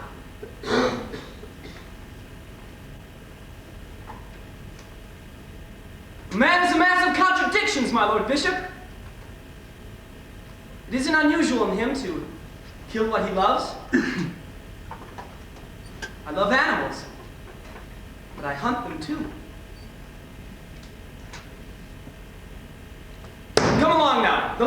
been caught. The singing is over, and Charles and his court are leaving her behind without second glance.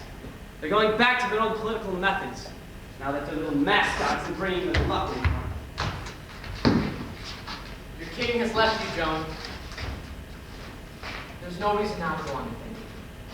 Yesterday you read the letter he sent to every town telling them to say he repudiates you. He is my king.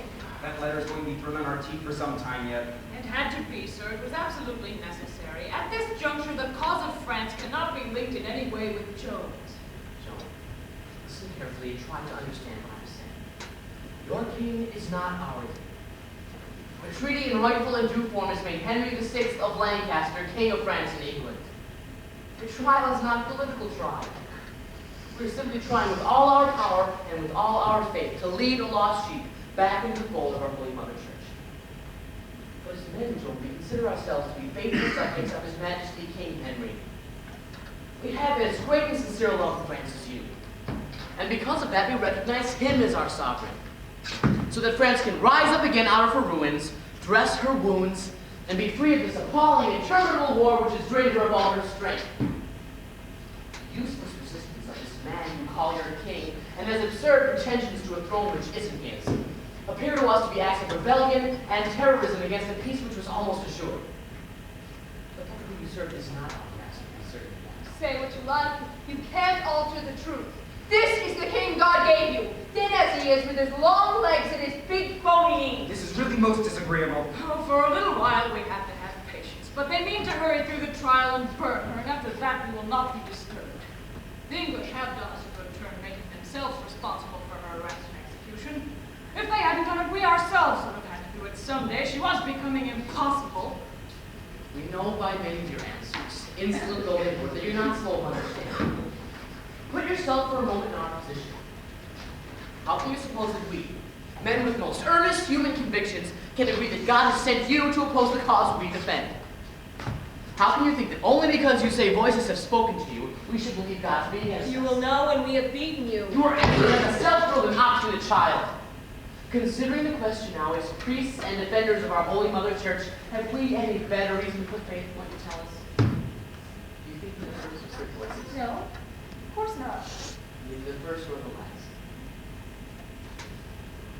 Now, do you believe that each time a little girl goes to her parish priest and says, I have seen some saints or the Blessed Virgin. I have heard voices telling me to do one thing or another. That her priest should believe and encourage her. And how long then would the church still remain? I don't know. You don't know. But you are full of good sense. And that is why I am trying to lead you to reason with you, John. Have you not been in battle? Yes, I was in command of hundreds of good soldiers who followed me and believed me. You were in command. And if on the morning of some attack, one of your soldiers had heard voices persuading him to attack by another gate than the one you had chosen, or not to attack at all, what would you have done? My Lord Bishop, it's easy to see you're a priest. It's obvious you know much about our men. They can loot and swear and fight, but not once for hearing voices. Joke is no answer, Joe. But you gave your answer before you spoke. In the moment of hesitation, when you were held and disarmed by what I said to you, you see that it is true. That the church militant is an army in a world still overrun by infidels and the powers of evil. The church owes obedience to our Holy Father, the Pope, and his bishops, just as your soldiers owed obedience to you and your lieutenants. If a soldier says in the morning of attack that voices have told him not to advance, in yours or any army in the world, he would be silenced. And far more brutally than this effort of ours to reason with you. It is your right to hit at me with all your power. So my right is to say no and go on believing. Make yourself a prisoner of your own pride, Joe. You can surely see that we have no reason, either as priests or as men, to believe that your mission is divinely inspired. You alone have a reason to believe so. Encouraged by the fiend who means to damn you. As long as you are useful to them by those whom you serve. You serve them. And yet the way they behaved before your capture, and their explicit repudiation certainly proves that even the most intelligent of them never believed you. No one believes you, Joe, any longer, except for the common people, who believe everything. And tomorrow they will believe half a dozen others. Now I beg you not to imagine that your strong will and stubborn resistance to us is a sign that God is upholding you. The devil has also got intelligence in a tough hide. His mind had the flash of a star among the angels before he rebelled. I'm not intelligent, my lord. I'm a peasant girl, the same as any other in my village. But when something is black, I cannot say it is white. That is all.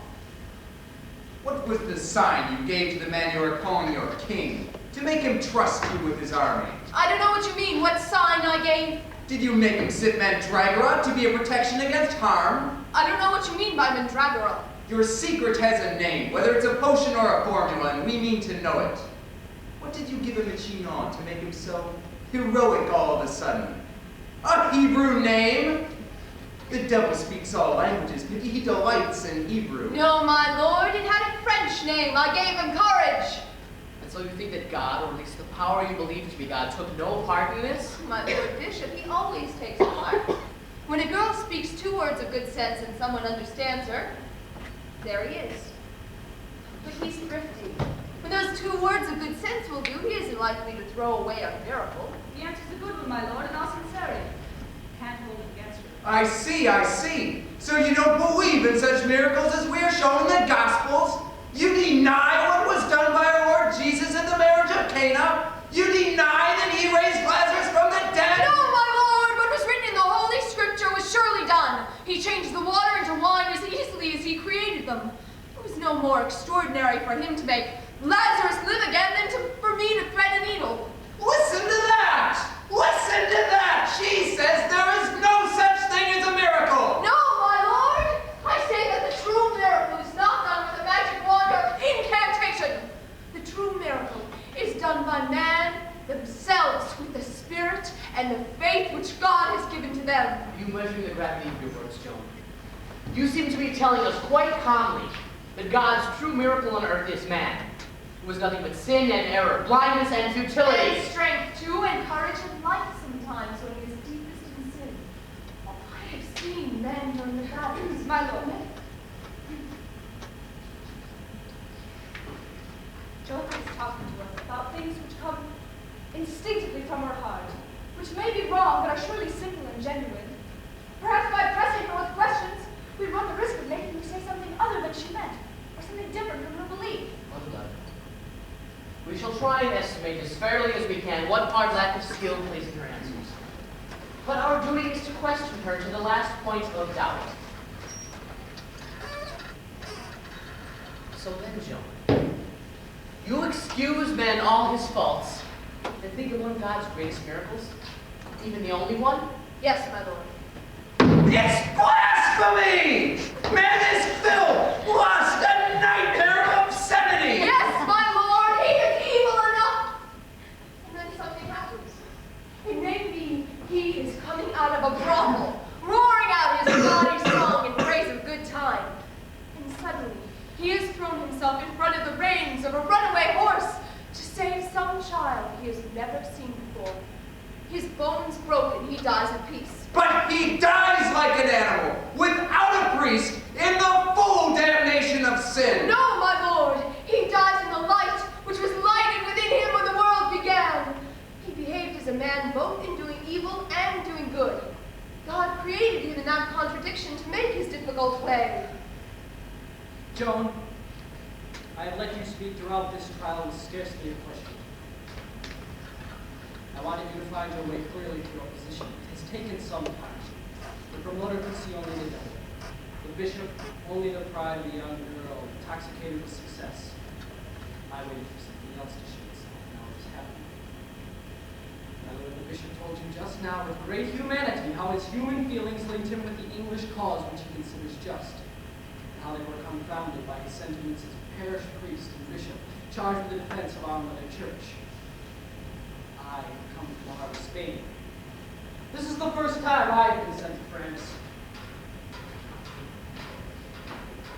It is indifferent to me who shall rule France, whether your prince or Henry of Lancaster. As for that strict discipline of our mother church, which will not tolerate those who play a lone hand, but directs them back into the fold, it is a secondary task, which the Inquisition leaves to the bishops and the parish priests. You Inquisition has something higher and more secret to defend than the temporal integrity of the church. She wrestles on an invisible ground inwardly, with an enemy only she knows how to detect, of whom only she can estimate the danger. It has been her care sometimes to take up arms against an emperor. At other times, the same vigilance, the same solemnity, the same fixity of purpose have been employed against some old, apparently inoffensive scholar, or a herdsman buried away in a mountain village, or a young girl. The princes of the earth laugh very heartily to see the Inquisition give itself such endless care, when for them, a piece of rope or a sergeant's signature on a death warrant would be enough.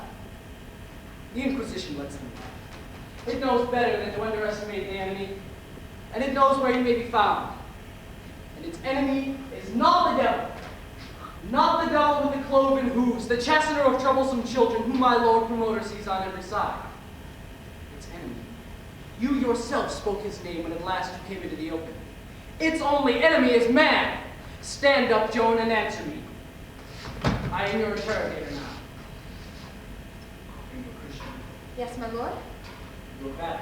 In your earliest years, you lived in the shadows of the church whose walls touched the walls of your home. The church bells ruled over your day. Your work, your playtime, even your prayers.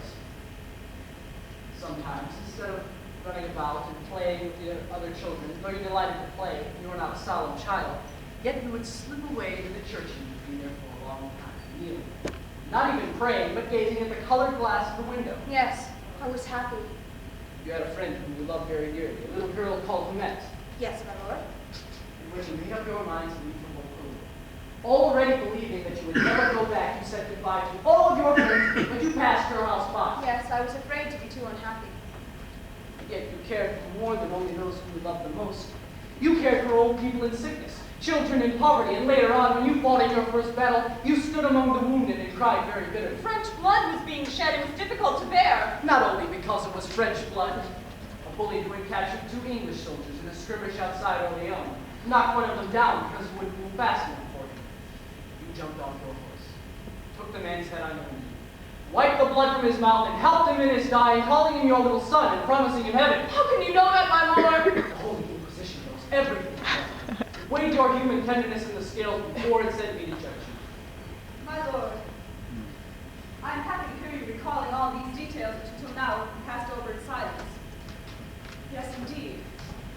Everything we know of Joan since her earliest years has been gentleness, humility, and Christian charity. Silence, Brother Ladvenu. I ask you to remember that I stand here for the Holy Inquisition, alone qualified to make the distinction between charity, the theological virtue, and the graceless, cloudy, uncommendable drink of the milk of human kindness. Ah, how easily your hearts can be melted. The accused has only to be a young girl looking at you with a pair of wide open eyes and a penny's worth of simple kindness, and you are all ready to fall over yourselves to absolve her. Very good guardians of the faith we have here. I see that the Inquisition has enough to occupy it still, and still so much is to be cut away. Cut, cut, always the dead wood to be cut away. And after us, others will go on, still pruning, hacking away without mercy, clearing the ranks of unruliness, so that the forest may be sound from root to branch. Our Savior also loved with this loving kindness. He said, "Suffer the little children to come unto me." He put his hand on the shoulder of the woman taken in adultery and said, "Go and I teach." tell you to be silent, Brother Ladvenu. Otherwise, I shall have to investigate your case as well as Joan's. Lessons from the Gospels are read to the congregations, and we ask the parish priests to explain them, but we have not translated them into the vulgar tongue, or put them into every hand to make of them what they will. How mischievous that would be, to leave untutored souls to let their imaginations play with the text which only we should interpret. You're a young man, Brother Ladvenu, and you have a young man's generosity, but you must not suppose that youth and generosity will find grace in the eyes of the faith's defenders. Those are transitory ills which experience will cure. I see that we should have considered your age, not your range, which I think is remarkable in inviting you to join us. Experience will make plain to you that youth, generosity, human tenderness are names of the enemy. Surely you can see, if we were so unwise as to put these words you have spoken into the hands of the simple people, they would draw from them a love of man. And love of man excludes the love of God. Yet, he chose to become a man. My Lord Bishop, in virtue of your discretionary powers as president of these debates, I ask that you dispense for today with the collaboration of your young assessor. I shall inform you when the session is over what conclusions shall be held against him. Against him or against whomsoever, for no one is of too great importance to be put out of our care. Understand so. I would denounce myself if God would allow me to be misled. Mercifully watch over me. We must go black. My lord, I owe you obedience as I do my reverend Lord Bishop, and I shall go now, saying no more. Except that my prayers must be with our Lord Jesus, that he shall lead you to remember the fragility of the small enemy who faces you now.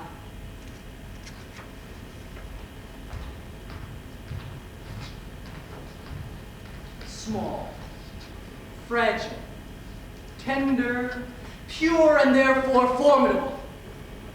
The first time that you heard your voices, you were not yet 15, and on that occasion they simply said to you, be a good and sensible child and go off.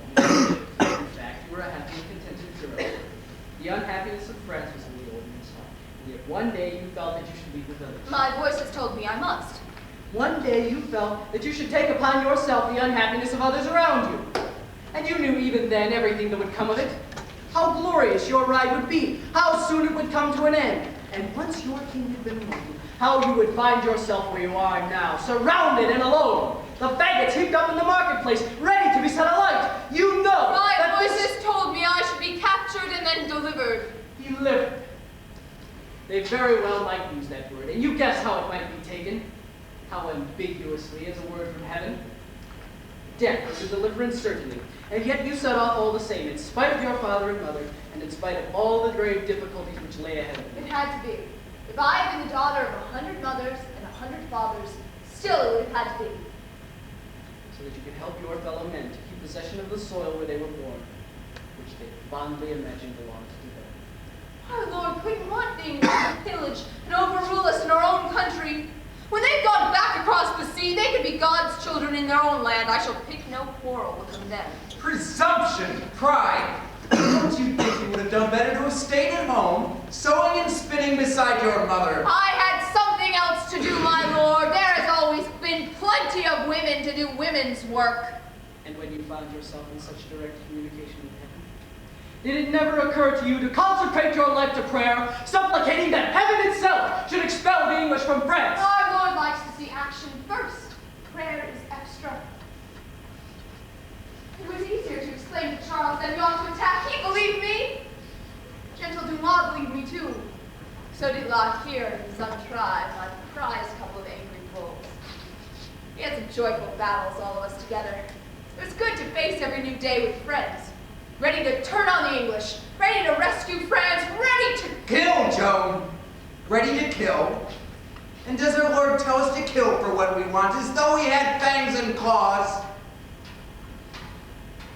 You love the war, John. Yes. It is one of the sins I have most need of God's forgiveness for. And yet I would look across the battlefield and cry to see that the beginning of the day had gone down in a heap of dead. And the next day, you would begin again. God wished it, while there remained one Englishman in France. Oh, is it difficult to understand? You're learned. You think too much. You can't understand the simple things. The dullest of my soldiers understands them. Isn't that true, Lahir? You bet it's true. Lahir? Well, miss, we've had the bit of praying we've agreed to have. What's the next thing? Do we take a bash at them this morning? It is Lahir! Oh, my dear fat Lahir! Oh, you smell so good. Well, a glass of wine and an onion. It's my usual morning meal. I know you don't like it, but I did my praying beforehand so the gods shouldn't take offense to my breath. Now, don't come too near. I know I stink in a way. No, it's good. Well, you don't want to make me feel awkward. Usually you say that I stink, and it's a shame for a Christian. Usually you say that if the wind were carrying in that direction, I'd give us away to the English, I stink so much, and will ruin the ambush because of me. One quite small onion and 2 tots of red wine, no more. Oh, I was a fool if I said so. If an onion has a right to stink, why shouldn't you? Well, that's what war does for you. Be a clerk, or a priest, or a linen draper. No smell. But to be a captain, you're bound to sweat. And as for washing up in the line, the man just doesn't see the interest in it. There wasn't any meat to add in the onion, I suppose. Could have done with a bit of garlic sausage like the other fellas. It's better behaved when you come into conversation. But look now, you wouldn't call it a sin now, would you, eating the onion? No, Lark, not a sin. Well, you never know with you, you know. Have I pestered you with sins, Lark? Oh, it's silly to tease you so much. It's odd, but there you are, a great bear smelling of sweat, onions and red wine, and you loot and swear and think of nothing except the girls. Who, me? You! Yes! Look astonished, you old rogue. And yet, you shine in the hand of God as bright as a new penny. Is that a fact? Should have thought I'd pitched my chance of paradise years ago. But you think if I kept on praying, a bit every day as arranged, I might still get up there. Not very expecting you. I know God's paradise must be full of ruffians like you. Is that a fact? Well, it'd make all the difference in the world to know there are a few kindred spirits around. Wasn't much looking forward to being in a crowd of saints and bishops looking like Evan's village idiot. Jackass! Of course heaven's full of dunces. Hasn't our Lord said so? It may even be that they're the only ones who get in. And the others have had so many brains to sin with, they never get past the door. You don't suppose, do you, that we'll get bored to death up there, always on our best behavior? Any fighting at all, do you imagine? All the day long. Now wait, only when God isn't looking. But he's looking at you all the time, crackpot. He sees everything. And what's more, he is going to enjoy watching you at it. Go at it, lie here, he'll say, pitch it to him now. Show him what you're made of. Is that a fact? Well, not those words, perhaps, but in his own way. Well, by God Almighty. Not here. Oh, sorry, miss. If you swear, he will throw you out. So, I was feeling pleased, you see. Thought I had to thank him somehow. So thought, but don't do it again. You've had enough talk for the morning. Let's get on horseback and take a look at the day. It's dead country out there, not a soul to see. Look, we've got France all to ourselves. Shall we ever see the world to better advantage? This is how it will be, here when the English have gone. Smell that wet grass, here. Isn't this why men go fighting? To go off together, smelling the world when the light of day is just beginning to discover. Well, so can anyone else who takes a walk in his garden. No. I think death has to be somewhere near before God shows us the world like this. Well, suppose we should run into some English who might also be liking the good smells of the morning. Oh, we attack them. We smite them and send them flying. That's what we're here for. Stop! There are 3 English over there. They've seen us. They're attacking. Oh, you're not afraid, here. No use counting on me. I'm a girl. I've got no sword. Will you fight them alone? Hell yes, by God, I will. Oh, I didn't say anything, God. I didn't say anything. Pay no attention. You're gonna feel my sword with their guts! Oh, he didn't say anything, God. He didn't say anything. He's as good as a French loaf. So all my soldiers are, though they loot and kill and swear. Good as your wolves are, God, whom you created innocent. I will answer for all of them.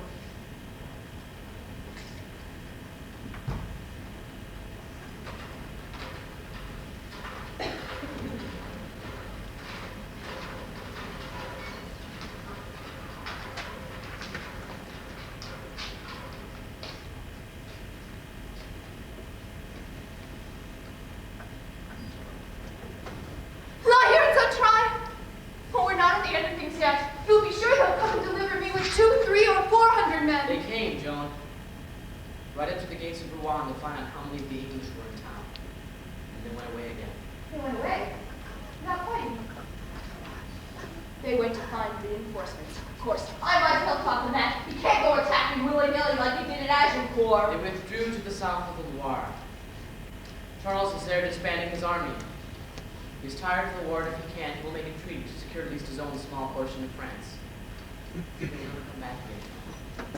It isn't true. Lahir will come back even if he hasn't a chance. Lahir is only the captain of an army of mercenaries who sold himself and his men to another prince as soon as he found yours was out to make peace. He is marching at this moment towards Germany to find another country to plunder. Simply that. It isn't true. I don't like you, Joan. It's true.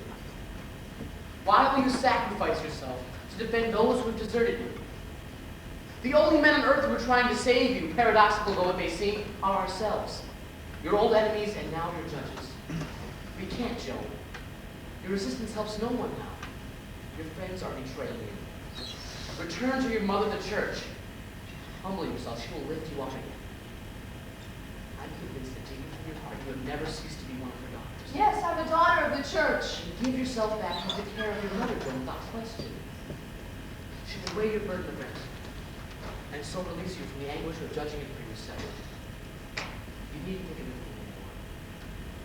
anymore. You will do your penance, whether it be heavy or light. And the last you will be at peace. Surely you have a great need of peace. In what concerns the faith, I give myself to the church. But what I have done, I shall never wish to undo. Do you hear, my masters? Do you see man raising up his head like a serpent ready to strike us dead? Do you understand now what it is that you have to judge? These heavenly voices have deafened you as well as the girl. On my word, they have. You have been laboring to discover what devil has been behind her actions. Would it were only a question of the devil. His trial would soon be over. The devil speaks our language. It is tied you as an angel, and we understand him. The sum of his insults, his blasphemies, even his hatred of God is an act of faith. But man, calm and transparent as he seems, frightens me infinitely more. Look at him. In chains, disarmed, deserted, no longer sure, even in himself, that the voices which have been silent for so long have ever truly spoken. Does he throw himself down, supplicating God to hold him again in his hand? Does he at least implore his voices to come back and give light to his path? No. He suffers the torture, suffers humiliation and beating, suffers like a dumb animal while his eyes fasten on the invincible image of himself. Himself, his only true God. That is what I hear. And he replies, repeat it, John. You are longing to say it again. But what I have done... I shall never wish to undo. But what I have done, I shall never wish to undo. You hear those words. And you will hear them said at the scaffold, at the stake, in the torture chamber, wherever they come to suffer for the errors they commit. And centuries hence they will be saved. The hunting down of man will go on endlessly.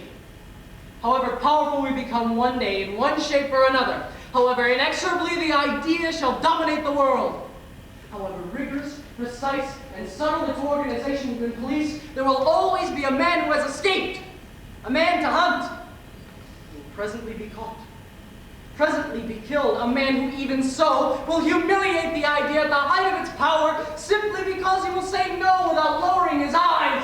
An insolent breed! Do you need to question her any further?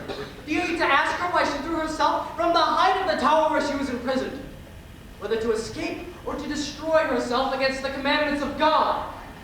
Why she has put on the clothes of a man and wears them still against the commandments of the church? She will give you the same reply, the reply of man. What I have done, I have done. It is mine. I do. No one can make me so. All that you can do is to kill me, to make me cry out, no matter what under the torture, but make me say, yes, you cannot do.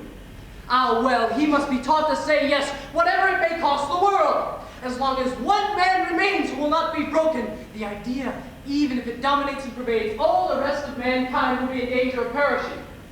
That is why I require Joan's excommunication, a rejection from the bosom of the church, and that she should be given over to the sect of her own.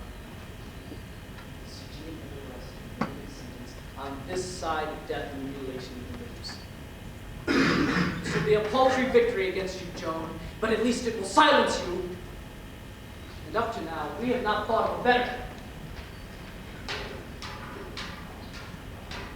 My Lord Inquisitor is the first to ask for your excommunication. In a moment, I'm afraid my Lord Promoter will ask for the same thing. We shall each speak our minds, and then I shall have to give my decision. Before lopping the dead branch which you have become and casting it far from her, our Holy Mother Church, to whom the one lost sheep is more dear than all the others, entreats you now for one last time. You know this man, Joe? It is the master hangman of Rouen. In a short while from now, you will belong to him, unless you give your soul into our keeping so that we can save it. Is the stake ready, Master Hangman? Quite ready, my lord. Higher than the regulations state, such was the orders, so that the girl could be got a good view of from all sides.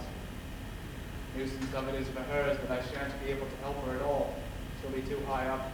And what do you call helping her, Master Hangman? Trick of the trade, my lord. It's the custom when there aren't any special instructions. They wait till the first flames get up, and then I climb up under cover of the smoke and strangle the pocket. That way it's only the corpse that burns and isn't so bad. But with the instructions I've had, it's too high. I won't be able to get up there. So naturally it will take longer. Do you hear that? Yes. I'm going to offer you once more the hand of your mother. The great hand which opens towards you to take you back and save you. But the way cannot be go wrong. Do you hear the noise outside, as though the sea had come up to the door? That is the sound of the crowd, who already have been waiting for you since daybreak. They came early to get good places. And there they are still, eating the food they brought with them, grumbling at their children, joking and singing, and asking the soldiers how long it will be before things get started. They're not bad people, Jim. They're the same men and women who would have cheered you on if you had captured Rouen. Things have turned out differently, that's all. So instead they come to see you burned. As nothing very much ever happens to them, they make their adventures out of the triumphs or the deaths of the world's great ones. You have to forgive them, John. They pay dearly for being the common people. They deserve these little distractions. I do forgive them, my lord. I forgive you as well. Appalling! Abominable pride! My lord bishop troubles to talk to you like a father, in the hope of saving your miserable soul, and you have the effrontery to say you forgive him! My lord talks to me gently, but I don't know whether it's to save me or to overthrow me, since in a little while he shall have to burn me anyway. I forgive him. Joan, try to understand. There is something absurd in your refusal. The God you claim is your own is ours also. And we are, in fact, those whom God has ordained to guide you, through his apostle Peter, upon whom his church is built. God did not say to his creatures, you will understand my will from me. He said, thou art Peter, and upon this rock I will build my church, and its priests shall be your shepherds. Do you find us unworthy priests, Joan? No. Then why will you not do as God has said? Why will you not resign your fault to the church as you did when you were a small girl at home in your village? Is your faith so changed? I want to give myself to the church. I want to receive the Holy Sacrament. You won't let me. We'll give it to you after confession and when your penance has begun. We only wait for you to say yes. You are brave, we know that indeed. But your flesh is still frail. You are surely afraid, huh? Yes, I'm afraid. But what can I do? Jim, I think well enough of you to know that fear of the self is not going to be drawn back. But you should have another greater fear. The fear of being deceived and of laying yourself open to eternal damnation. Now, what risk do you run? Even if your voices are from God, if you perform the act of submission to the priest of this church. I mean, if we do not believe in your voices, and if nevertheless God has really spoken to you, then it is we who are committing the monstrous sin of ignorance, presumption, and pride. And we will have to make expiation throughout all eternity. We will take that risk for you, Joan. It was perfect. Say it was, I submit to you. Say simply yes, and you will be at peace, blameless and safe in your redemption. Why will you torture me so gently, my lord? Would far rather you beat me. If I were to beat you, Joan, I would only add to your pride. Your pride which wishes to see you persecuted and killed. I reason with you, Joan, because God gives you with reason and good sense. I beseech you because I know you have gentle feeling. I'm an old man, Joan. I don't want ambitions in this world. Each of us here, I have put many to death in defense of the church, as you have put many to death in defense of your voices. It is enough. tired. I wish to die without adding to those deaths the death of a little girl. Help me. What do I have to say? First of all, you must understand that by insisting that God sends you, you no longer help anything or anyone. You are only playing in the hands of the English and the executioner. Your king himself has declared in his letters he doesn't in any way wish to owe the possession of his crown to a divine intervention in which you were the instrument. Put yourself in my place, Joan. If there had to be a miracle to crown me king of France, it means I wasn't naturally king at all. It means I wasn't the true son of my father, or else my coronation would have happened of its own accord. All the other kings of my family have been crowned without me being a king. Divine help is all very well in its way, but suspect. And it's even more suspect when it stops. Ever since that unhappy Paris business, you've been beaten at every step, and then you let yourself get captured at Compiègne. You've got a little verdict up their sleeve for you to denounce you as a witch, heretic, the devil's intermediary, all in one. I prefer people to think you weren't sent by anyone, God or devil. In that way, God has neither helped me nor thrown me over. I won because I was strongest at the time. I'm being beaten now because I'm the weakest for the moment. That is healthy politics, if you understand. Yes, I understand. I'm thankful to see you're wiser at times. We've got so many questions to you, being confused.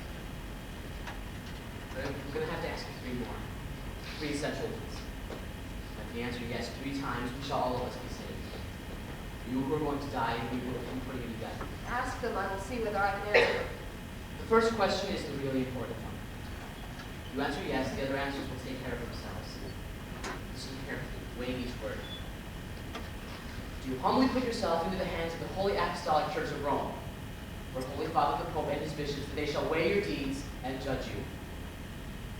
Do you surrender yourself wholly and undoubtedly? Do you ask to be received again into the bosom of our Holy Mother Church? It is enough for you to answer yes.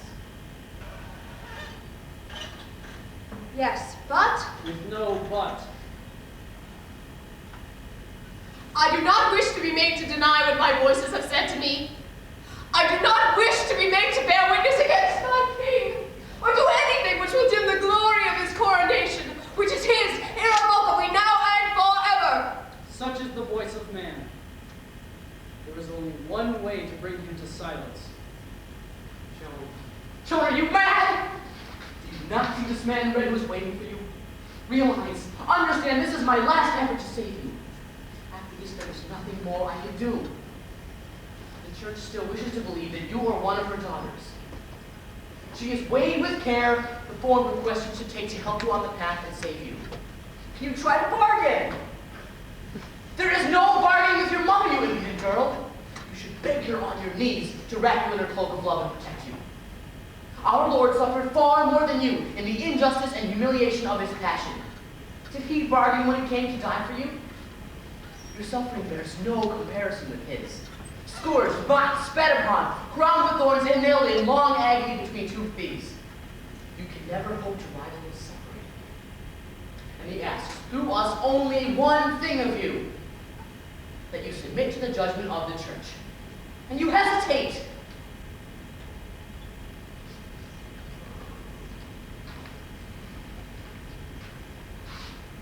Forgive me, my lord. I had thought that our Savior might wish it. It's true. He certainly has suffered more than I. I submit.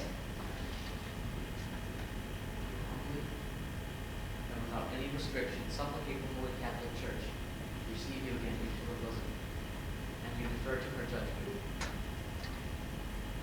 I humbly supplicate my Mother Church to receive me again into her bosom, and I surrender myself into her judgment. The rest will be simple enough now. So you promise to never again take up arms. There's still work to be done. The work, as you call it, will be done by others. Don't be foolish, Joan. You are a prisoner and in great danger of being burned. So whether you say yes or no, the work will not be done by you. Your part is played out. The English have you in their grasp, and they'll not let you fight again.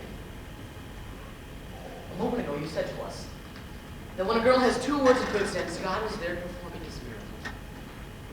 Now, if God is really protecting you, this is the time for him to bring you those 2 words of good sense.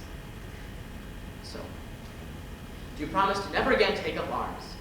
But if my king still needs me... Oh, goodness, if it's me you're thinking about, please say yes at once.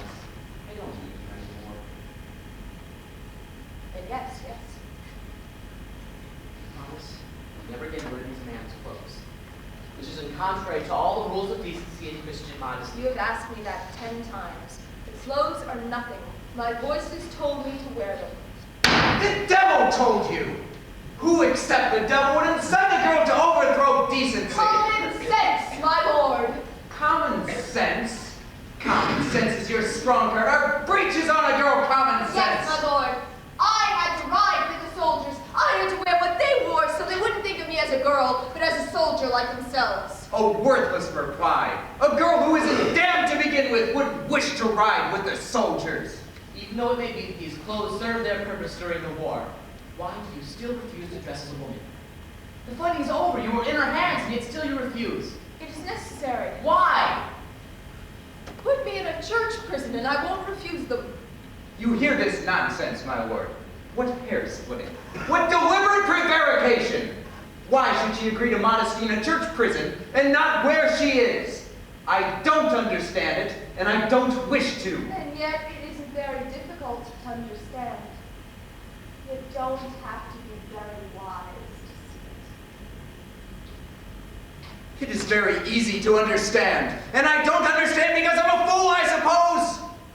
Will you note that, my lord? She insults me in the exercise of my public office. She treats her indecency as something to glory in, boasts of it in fact, takes a gross delight in it, I've no doubt. If she submits to the church, as she apparently wants to, I may have to give up my chief accusation of heresy. But so long as she refuses to put off this diabolical dress, I shall persist in my charge of witchcraft, even though pressure is put upon me by the conspiracy to shield her, which I see presides over this debate. I shall appeal, if necessary, to the Council of Basel. The devil is in this, my lord. The devil is in it! I can feel his terrible presence! He it is who is making her refuse to give up these clothes of immodesty and vice, no doubt of that! Put me in a church prison and I shall give them up! You shall not make your bargains with the church. My lord bishop has already told you so. You will give up this dress altogether, or you'll be condemned as a witch and burnt. If you accept the principle, Joan, why do you still refuse to obey us in the prison where you are? I'm not alone there. Well, you're not alone there. Well, what of that? The English soldiers are on guard in the cell all through the day and all through the night. Well, do you mean to go on? Your powers of invention have failed you already, is that it? I should have thought the devil was more ingenious. You feel you've been caught out, my girl, and it makes you blush. Just answer me, Joan. I think I understand, but it must be you who tells us so. The nights are long. I am in chains. I do my best to keep awake, but sleep sometimes is too strong for me. Well, what then? The nights are long. You wish to sleep. You are in chains. What then? I can defend myself better if I wear these clothes. Has this been so all the time for the trial? Ever since I was captured, my lord. And each night when you send me back there, it begins again. I've gotten into the way of not sleeping now, which is why my answers are so muddled when I come before you in the morning. Each night seems longer. Those soldiers, they're strong and full of tricks. I'd as soon wear a woman's dress on the battlefield. Why did we call the officer and he would defend you? He told me they'd be hanged if I called for help. Incredible! I never heard of such a thing. Quite possible in the French army, but in the English army? Oh no, ridiculous. I shall inquire into this. If you would return, Joan, back to your mother, promise to change these clothes to the dress of a girl, The church from now on would see you had no such fears. But I do promise. Thank you, Joan. You've helped us. For time, I was afraid we should have no power to save you. You shall read your promise to restore your sins. The document is all ready, you have only to sign it. I don't know how to write. You may cross. My Lord Inquisitor, allow me to recall Brother Lachlan, so that he can read this to the prisoner. It is Brother Lachlan who is responsible at my request for drawing up this paper. And moreover, we have all to be here now, for now sentence, and the Joan is returned to us. You should be gratified, my lord. Man said yes. I'm waiting until the conclusion.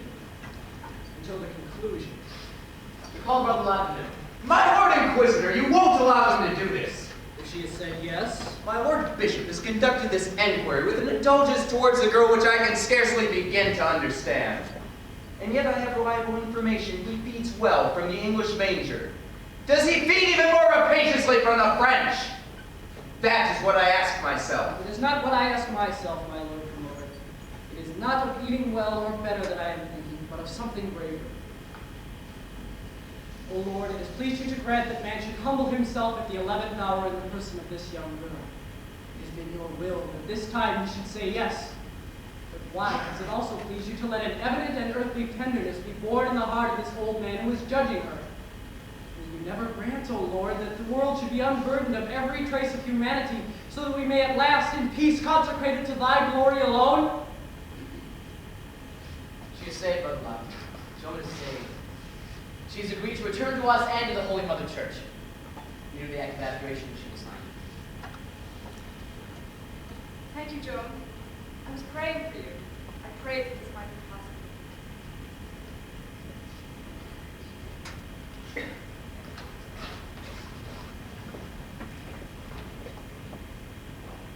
I, Joan, known as the Maid, confess to having sinned by pride, obstinacy, and wrongdoing, in pretending to have received revelation from our Lord God, Father of all men, through the means of his angels and his blessed saints. I confess to having blasphemed by wearing immodest clothing, contrary to the ruling of our Holy Mother Church, and to having, by persuasion, incited men to kill one another. I forswear and abjure all these sins. I vow upon the Holy Gospels to no more wear these clothes or to bear arms. I promise to surrender myself in humility to our Holy Mother Church, and to our Holy Father the Pope of Rome, and to his bishops, that they shall weigh and estimate my sins and wickedness. I beseech the Church to once again receive me into her bosom, and I declare myself ready to suffer the sentence which will please her to inflict upon me, in token of which I assign my name to this act of abjuration, which I profess I have understood.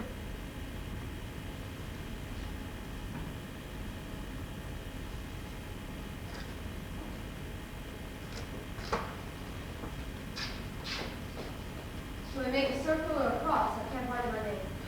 Oh, God.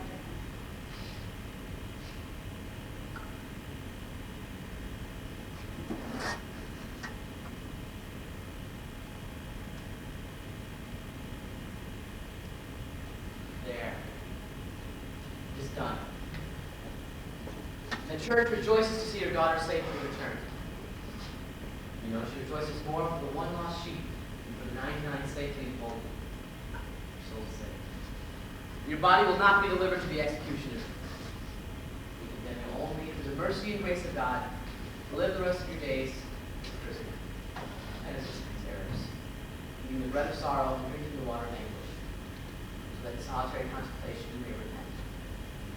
By these means, we will admit you free of the danger of excommunication to which you are fallen. Lord, take her away.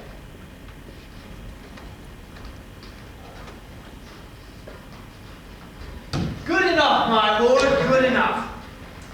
I was wondering for a moment or so what irresponsible whim was urging you to save this girl, and whether you had the slightest inclination to betray your king. Which king, my lord? I said your king! I imagine you have only one. Yes, very uncertain for a time whether His Majesty was going to get his money's worth, owing to this little fancy of yours. But then when I thought about it, I could see that this method would discredit young Charles equally well, without the disadvantages of martyrdom. which are unpredictable when you think of the sort of sentimental reaction we get from the couple. The resolute, unshakable girl tied to the stake and burning in the flames would have seemed, even so, something of a triumph for the French cause. This admission of guilt, on the other hand, is properly disgraceful. Perfect.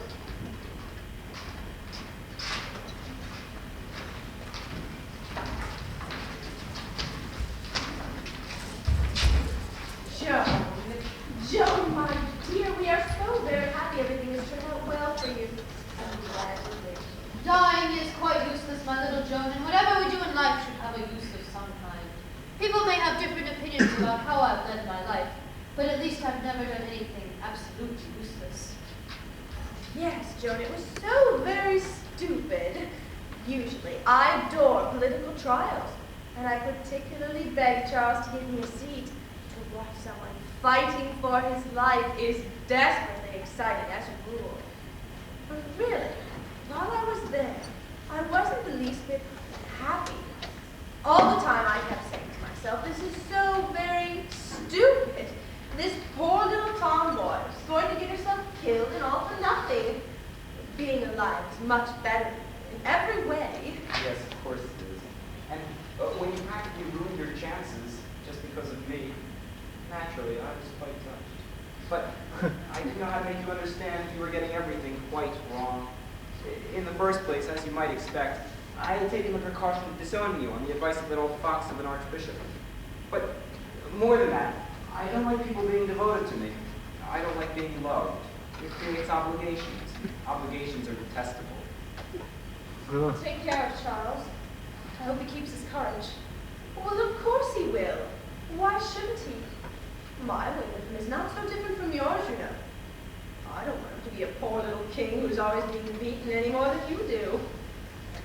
You shall see, Joan. I shall make our Charles a great king yet, and without getting myself burnt either. It may be rather disillusioning to say so, Joan. Although the two sexes are presumably what God wanted, but I do seem to get as much out of Charles by my little campaigns in the bedroom as you ever did with swords and angels. Poor Charles. Well, why poor?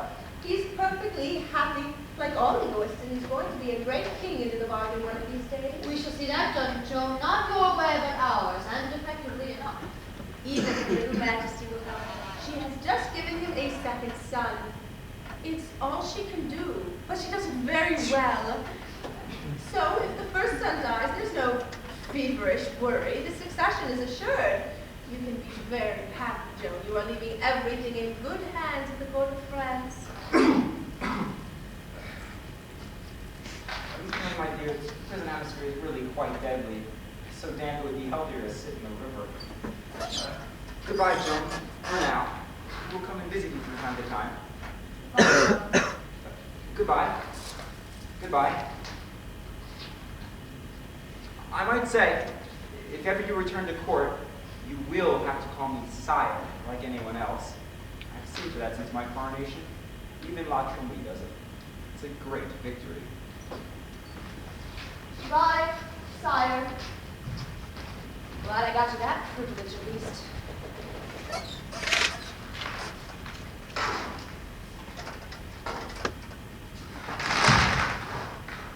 Blessed Saint Michael, blessed ladies Catherine and Margaret, you're never going to come and speak to me again. Why have you left me alone since the English captured me? You were there to see me safely enough to victory, but it's now in the suffering time I need you most. I know. It'd be too simple, too easy if God always held me by the hand, where would the merit be? I know he held my hand in the beginning because I was still too small to be alone. Later he thought I could make my own way, but I'm not very big yet, God! It's very difficult to follow clearly everything the bishop said to me. Handle it was easy. Could see where he was wrong, where he was wicked. He was ready to give him any answer which would make him furious. The bishop spoke so gently. It often seemed to me he was right. You sure you meant that, God? Did you mean me to feel so afraid and suffering when the man said he would have no chance to strangle me before the flames could reach me? Are you sure you want me to live? No answer for me. I shall have to answer that question for myself as well. Perhaps I am only proud and self-willed after all. Perhaps after all, I did imagine everything.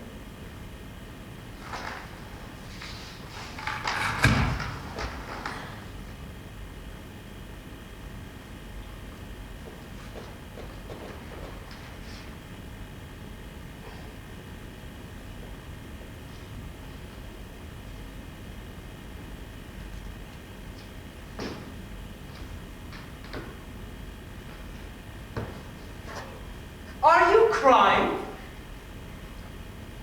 Sorry. And I came here to congratulate you. That was a very happy solution to it all, I thought. The outcome of the trial. Very.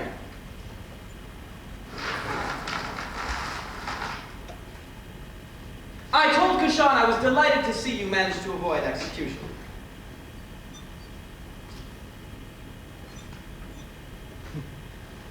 Quite apart from the personal sympathy I have for you, the suffering is really frightful, you know, and quite useless. Oh, and most unpleasant to watch.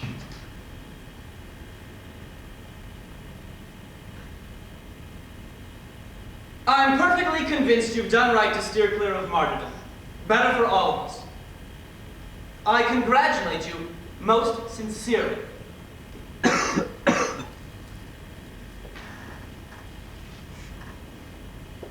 It was astonishing, considering the peasant stock you come from, that you should behave with such distinction.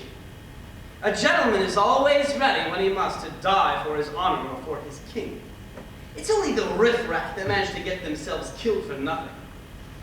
Oh, and then I was very entertained to see you queen the Inquisitor's pawn. Oh, a sinister character, that Inquisitor fellow. I detest intellectuals more than anybody. These fleshless people. What fossils they are.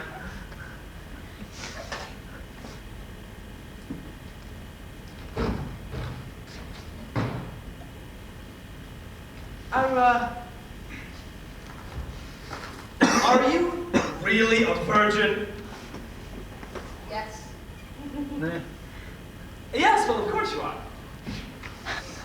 And no woman would have spoken quite the way you did. My fiancée back in England, who's a very innocent girl, reasons much like a boy herself, and like you. There's no gainsaying her. There's an Indian proverb, I don't know whether you may have heard it or not, that says, it takes a virgin to walk on water. Well, we shall see how long she manages that, when she becomes Lady Warwick.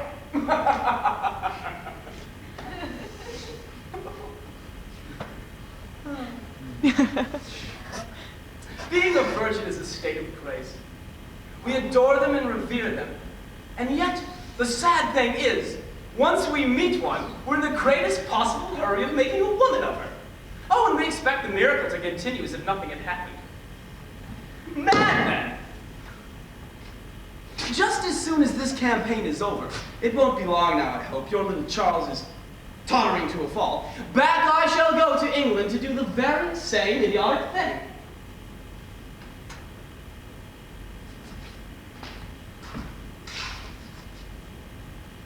Warwick Castle is a very beautiful place. A bit big and a bit severe, but very beautiful. I breed superb horses, and my fiancée rides rather well. Not as well as you do, of course, but rather well. So she ought to like it there. We shall go fox hunting, of course, and entertain fairly lavishly from time to time. I'm only sorry circumstances make it so difficult to invite you over.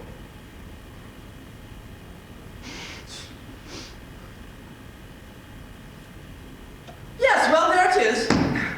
I just thought I'd pay you this little visit, rather like shaking hands after a match, if you know what I mean. I hope I haven't disturbed you. Are my men behaving themselves now? Yes. No. I should certainly think they will transfer you to a church prison soon. But until they do, if there's ever any sign of lapse, don't hesitate to report it to me. We can't really have an entire army of gentlemen, but we can try. Madam. My lord, Yes? it would have been better, wouldn't it, if I had been burnt? I told you, for His Majesty's government, an admission of guilt was just as good.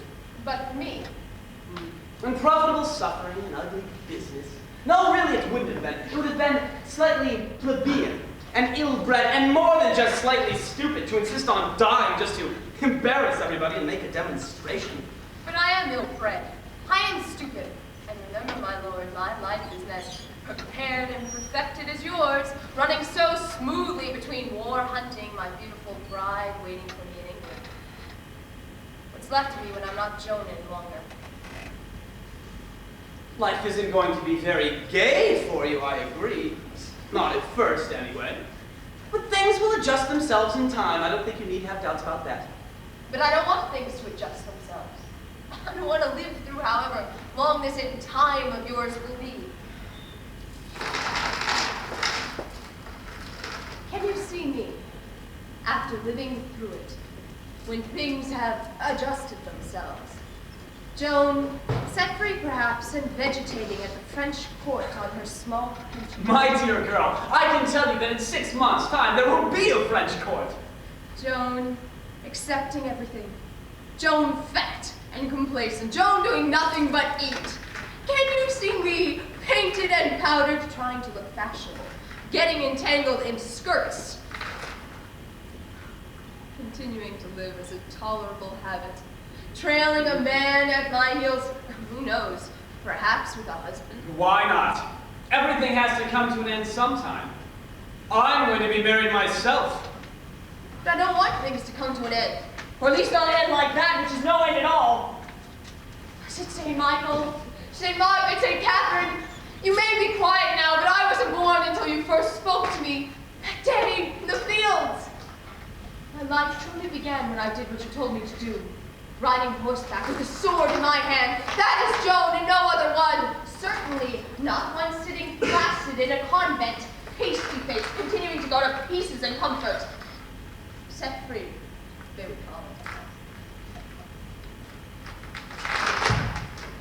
God, you kept yourself silent while all the priests began a confusion of words. But you told St. Michael to make it clear to me from the very beginning that when you are silent, you have then the most certain trust in us. It is then you want us to take on everything alone. Oh, I take it on, oh God! I take it upon myself! I give Joan back to you, true to what she is, now and forever. Call your soldiers, Warwick. Call them quickly now, for I tell you I withdraw my admission of guilt. They can put up their stake, they can pile their faggots, they can have their holiday after all. No, for God's sake, let's not have any such nonsense, I do implore you. I told you, I'm satisfied with things as they are. And besides, I loathe executions. I couldn't bear to see you go through anything of the kind. You shall have to have courage, that's all. I shall have courage. Oh, you're a good fellow, in spite of your gentlemanly poker face. But it isn't any use. We belong, as you say, to different ways of life. Soldiers! Hey there! Fetch me the clothes I wore to fight in! And when I'm back in my breeches, tell all my judges Joan is herself again! How out of place this all is. What bad form! It's impossible to get on well with these French for long.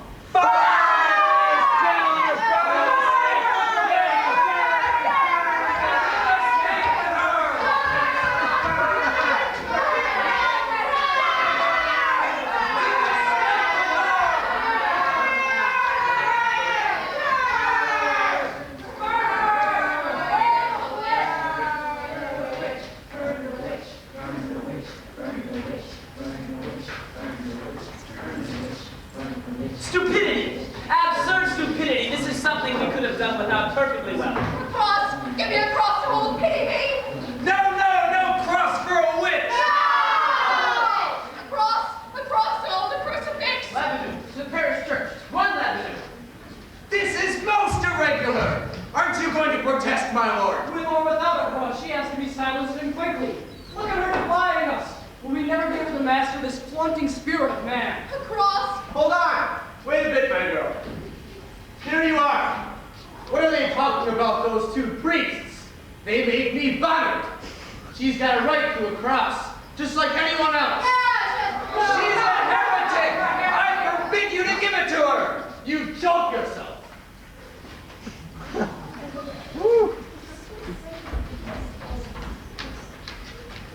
This man ought to be arrested as a heretic! I insist you have him arrested immediately! You make me tired, sir. I have 800 men like that, each one more heretical than the others. They're what I used to fight the wars. Will you hurry and light the fire? Let the smoke cover her quickly. We must make haste. In 5 minutes, everyone will have swung to her side and it will all be for her. I'm very much afraid that has already happened.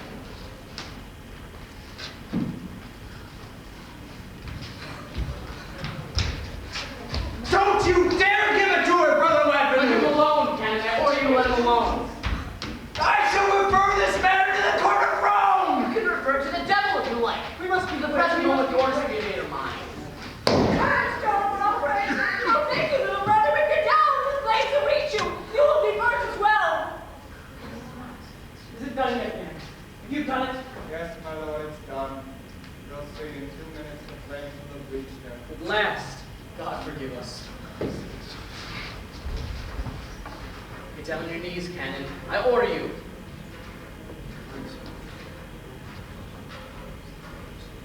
She's staring straight in front of her. Yes, my lord. Without flinching. Yes, my lord. And there is almost a smile on her lips, is there not? Yes, my lord. Then I shall never be able to master him. No, my lord. Blessed Saint Michael, Saint Margaret, Saint Catherine, you are brighter than these flames. Let your voices burn me. In the fields, in the heat of the sun, noon.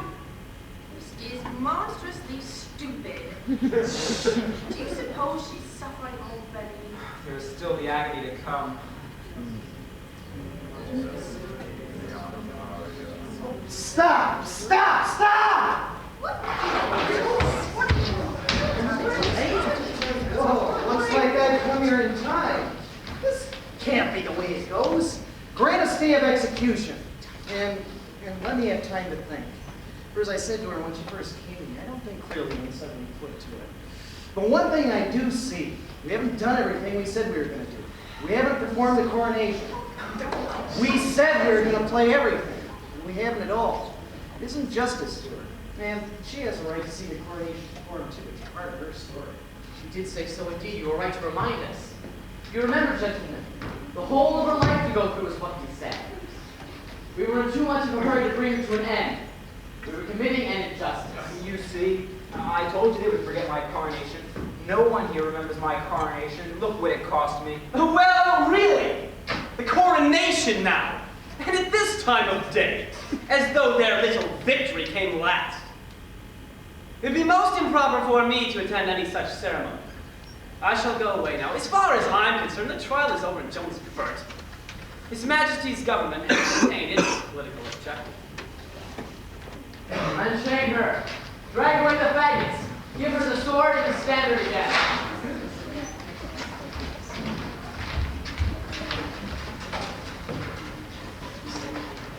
This man is quite right. The real end of the story, the end which will never come to an end, which they will always tell long after they have forgotten our names or confused them altogether. It isn't the miserable end of a cornered animal at Rouen, but a lark singing in the open sky. Joan at Rennes in all her glory. The true end of the story is a kind of joy. Joan of Arc, a story which ends happily. I am so glad I arrived in time. Those idiots, they were going to burn Joan of Arc. Can you believe it?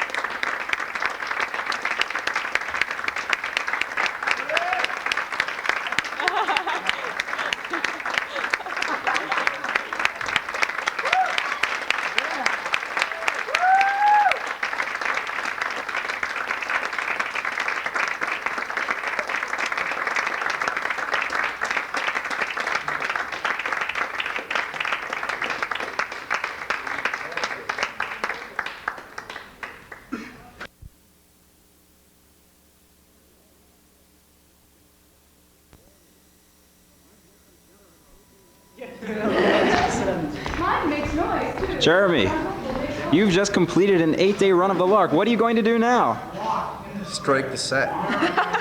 No. You're supposed to say, Go to Disneyland. thank you.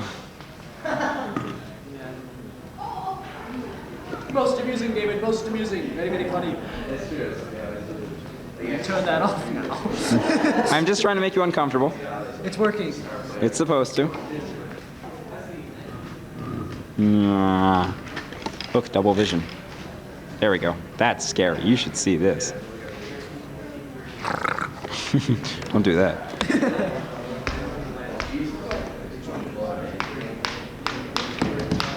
3D, wow. Actually, probably not. Amy. Amy. Yes. You get that. I thought you wanted it. You sure?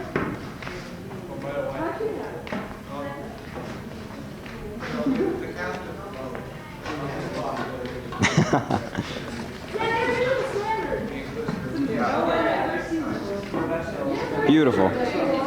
Most beautiful. John, this is God. Is it now? Yes. You don't know what this is? It's Jesus. This is So a he's bunch of blood God. pouring out of So his therefore he is God. Jeremy, you look like a teacher pointing at the blackboard. and enter. Well, that's it. We're done. It's all over. The Inquisition can be bribed. Sit in this chair. Not only does it match my clothes. Devils in the candy. Irish thing.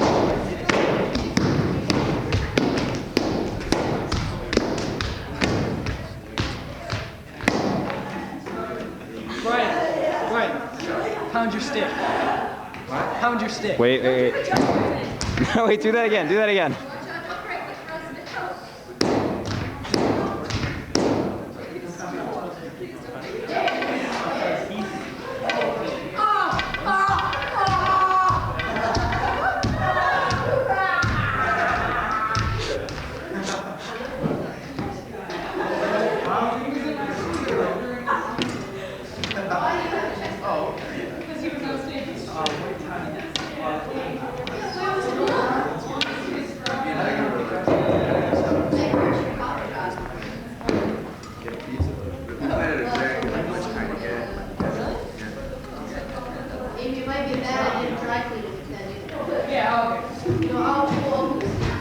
Well, no, there's a hole.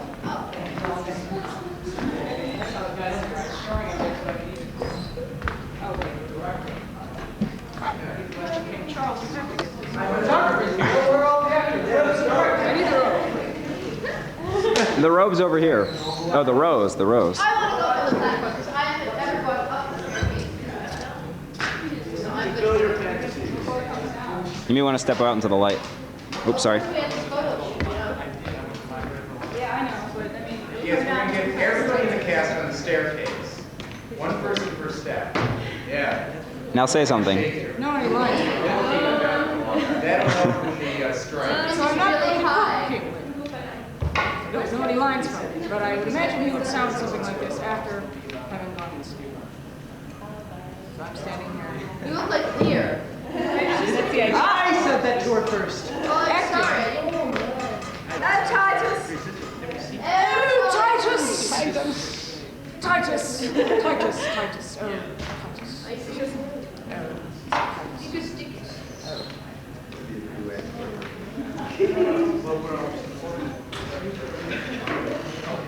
Relics for sale, relics for sale. Pick up a few bones and... Oh, look, there's her heart. It didn't even get hurt. Oh, great. Well, this is what it's like to be up here. Now we see the reverse angle. Make the vowels on the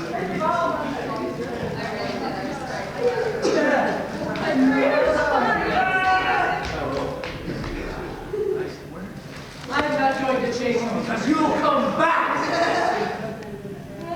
You can't do that to me! Well, I'm just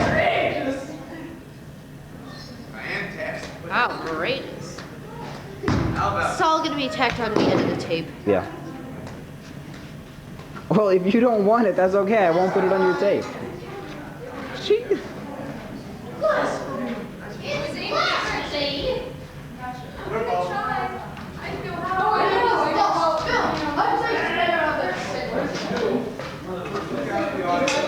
Now the sickening descent. Nice. Symphony in Down the spiral staircase.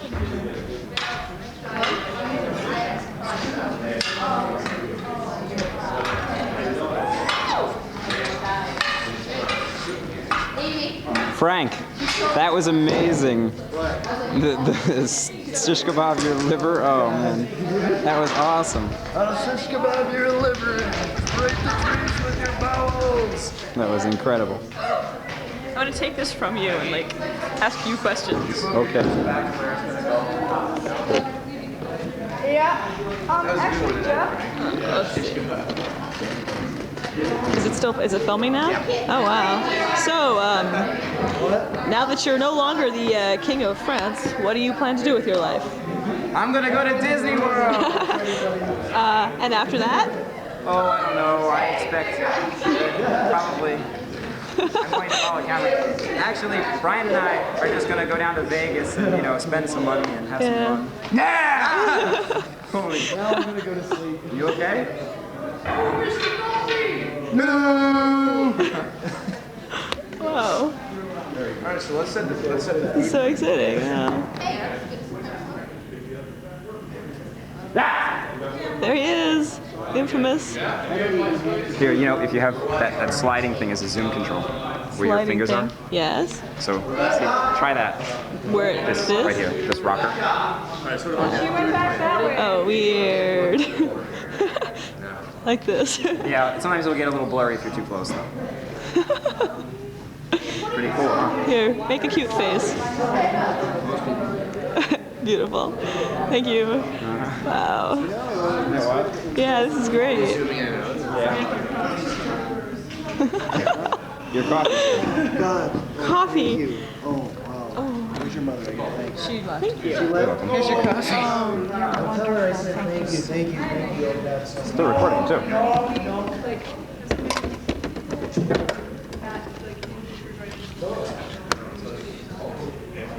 Wow. Lots of life. I know Danny has much of an interest in it this time since he's eating right now. He won't care. But I was just thinking that if we did it now, then we would get it maybe even before the pictures were done, and then people who were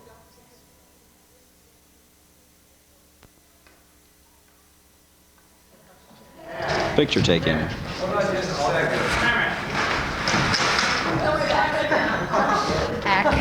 Ack. Do it backwards. Rub.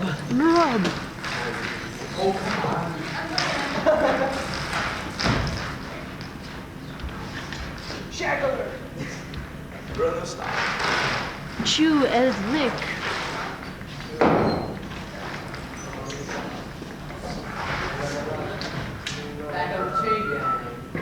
Chew and lick. Rub. Burn, kill the witch. I said, no, I said chew as lick. Rub. Doing it backwards.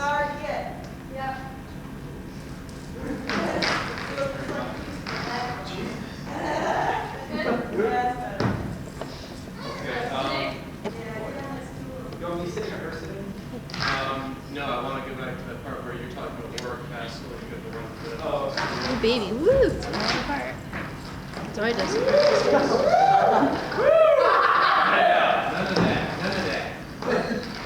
that. Well, you know, it started like kind of small. I had this terrible son Yeah.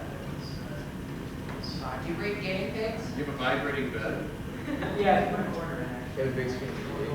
Mirrors over the ceilings? What's that? Mirrors on the ceilings? Yeah, oh yeah, I wake up every morning and skydive. Okay, let's go back to Joan and the royal court. I'll get me in.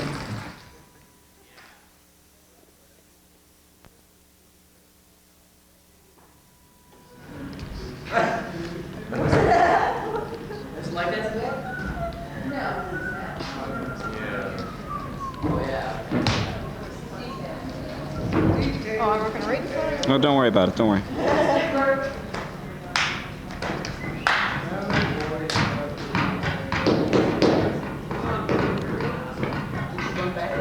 She went back to get the stuff.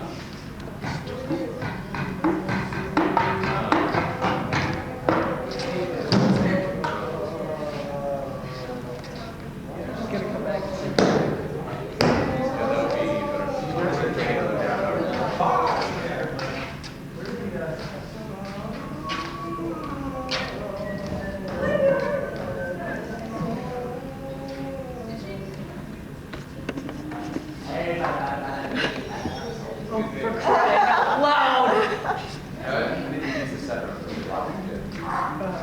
Maybe that's it.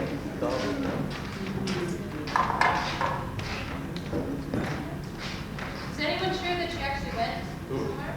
Yeah, she just walked upstairs. Maybe we can come back to this. Yeah, we're gonna have let's get Joan and the promoter. Which one? Joan, promoter, Christian. Well, what then? Have you guys tell them exactly what line? What then? Up there? Well, We're saying the nice vlogger tweets, well, what then? Kushan says, I think I know what it is, but it must be you who tells us. We're gonna go back to it. Hang on, huh? Hang on.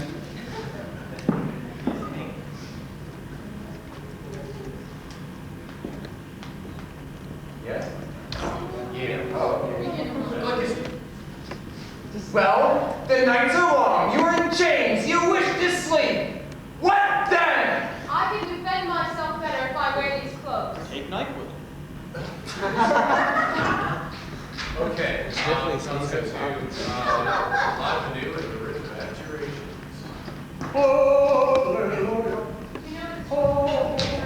Thank you, Joe. I was paraded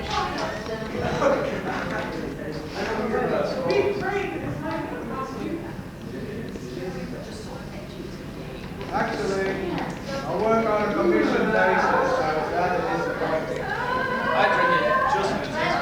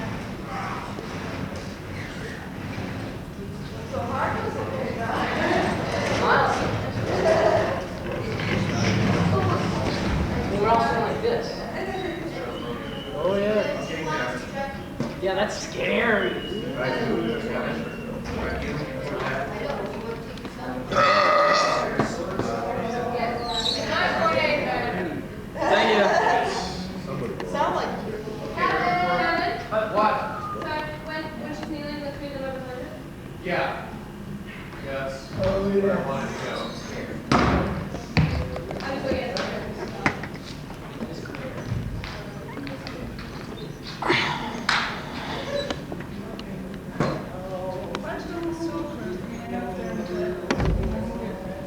Should we move his stool? No, stool's actually. I just want you to remove it, so it's not even there.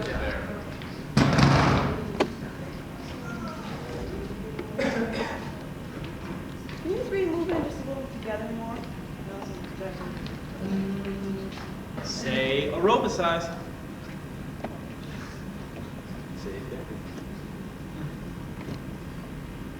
Say beast little bug.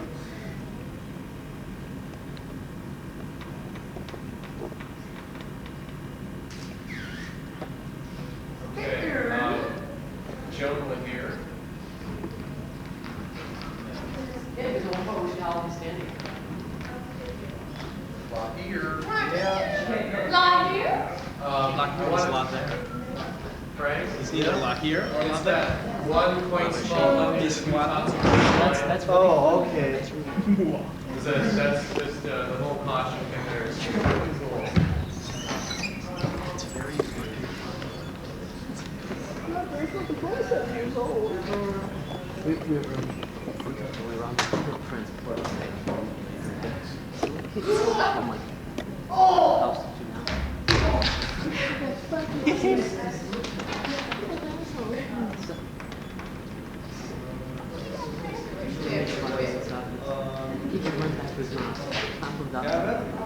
Yeah, you want me off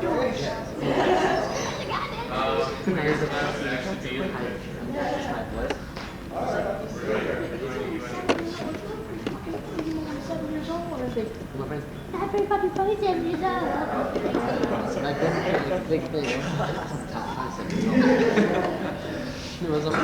Okay. My friend's just lying down. He's just lying down in the couch. Nobody can see him. He's just dead.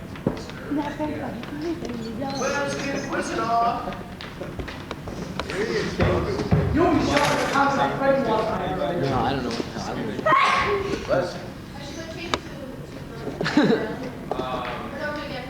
You know, I've never seen Oh, Jesus, are you taping this? Uh-huh. It's fun. I'm taking it from where. Is that always just that the did swim 3 where Joan is Focus, focus. There we go. Well, that's the Joan the Inquisitor. Yeah. My parents tried it too. Oh. They did a good job. Just got all this extra stuff in it too. Yeah, I know this is Okay. It's tasty. And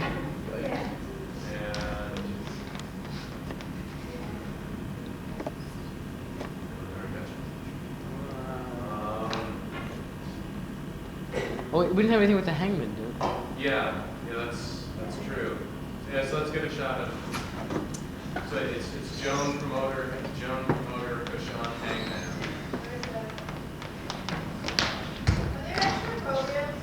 Yes. Can't see us in the dark. Hey,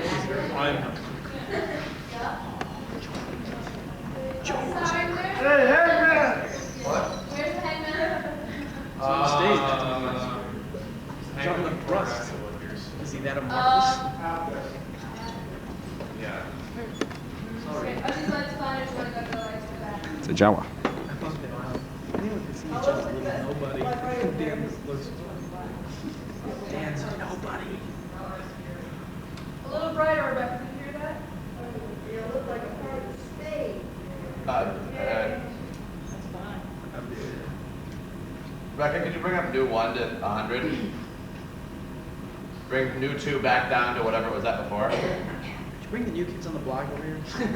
Oh, back up to 70, 60, Village people? 50. UB40?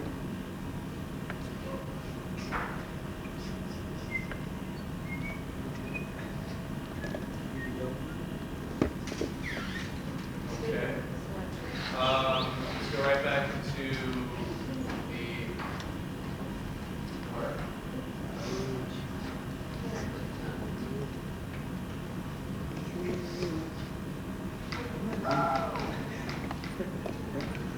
Let's do the give the last moments of part one.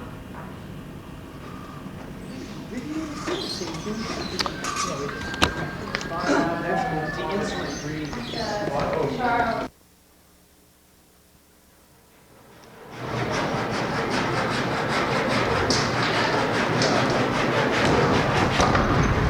Hey, you got a bird off. Is there an eighth instrument that you didn't use? Oh, is that there? What's in the room? What security said? They said they're backed up, and well, they left a message in the front desk for us saying, well, we're backed up, please try to get in another way if you can't call back. Call back, so it's early to get in. Sarah will be there soon.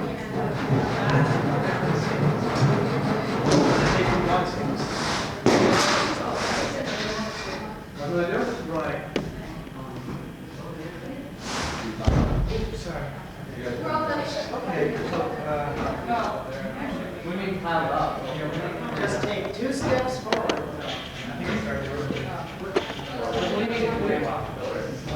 Oh, I didn't see that. yeah, I know. A couple turns. Yeah, it's everybody. That's a good question. Rebecca, where are you?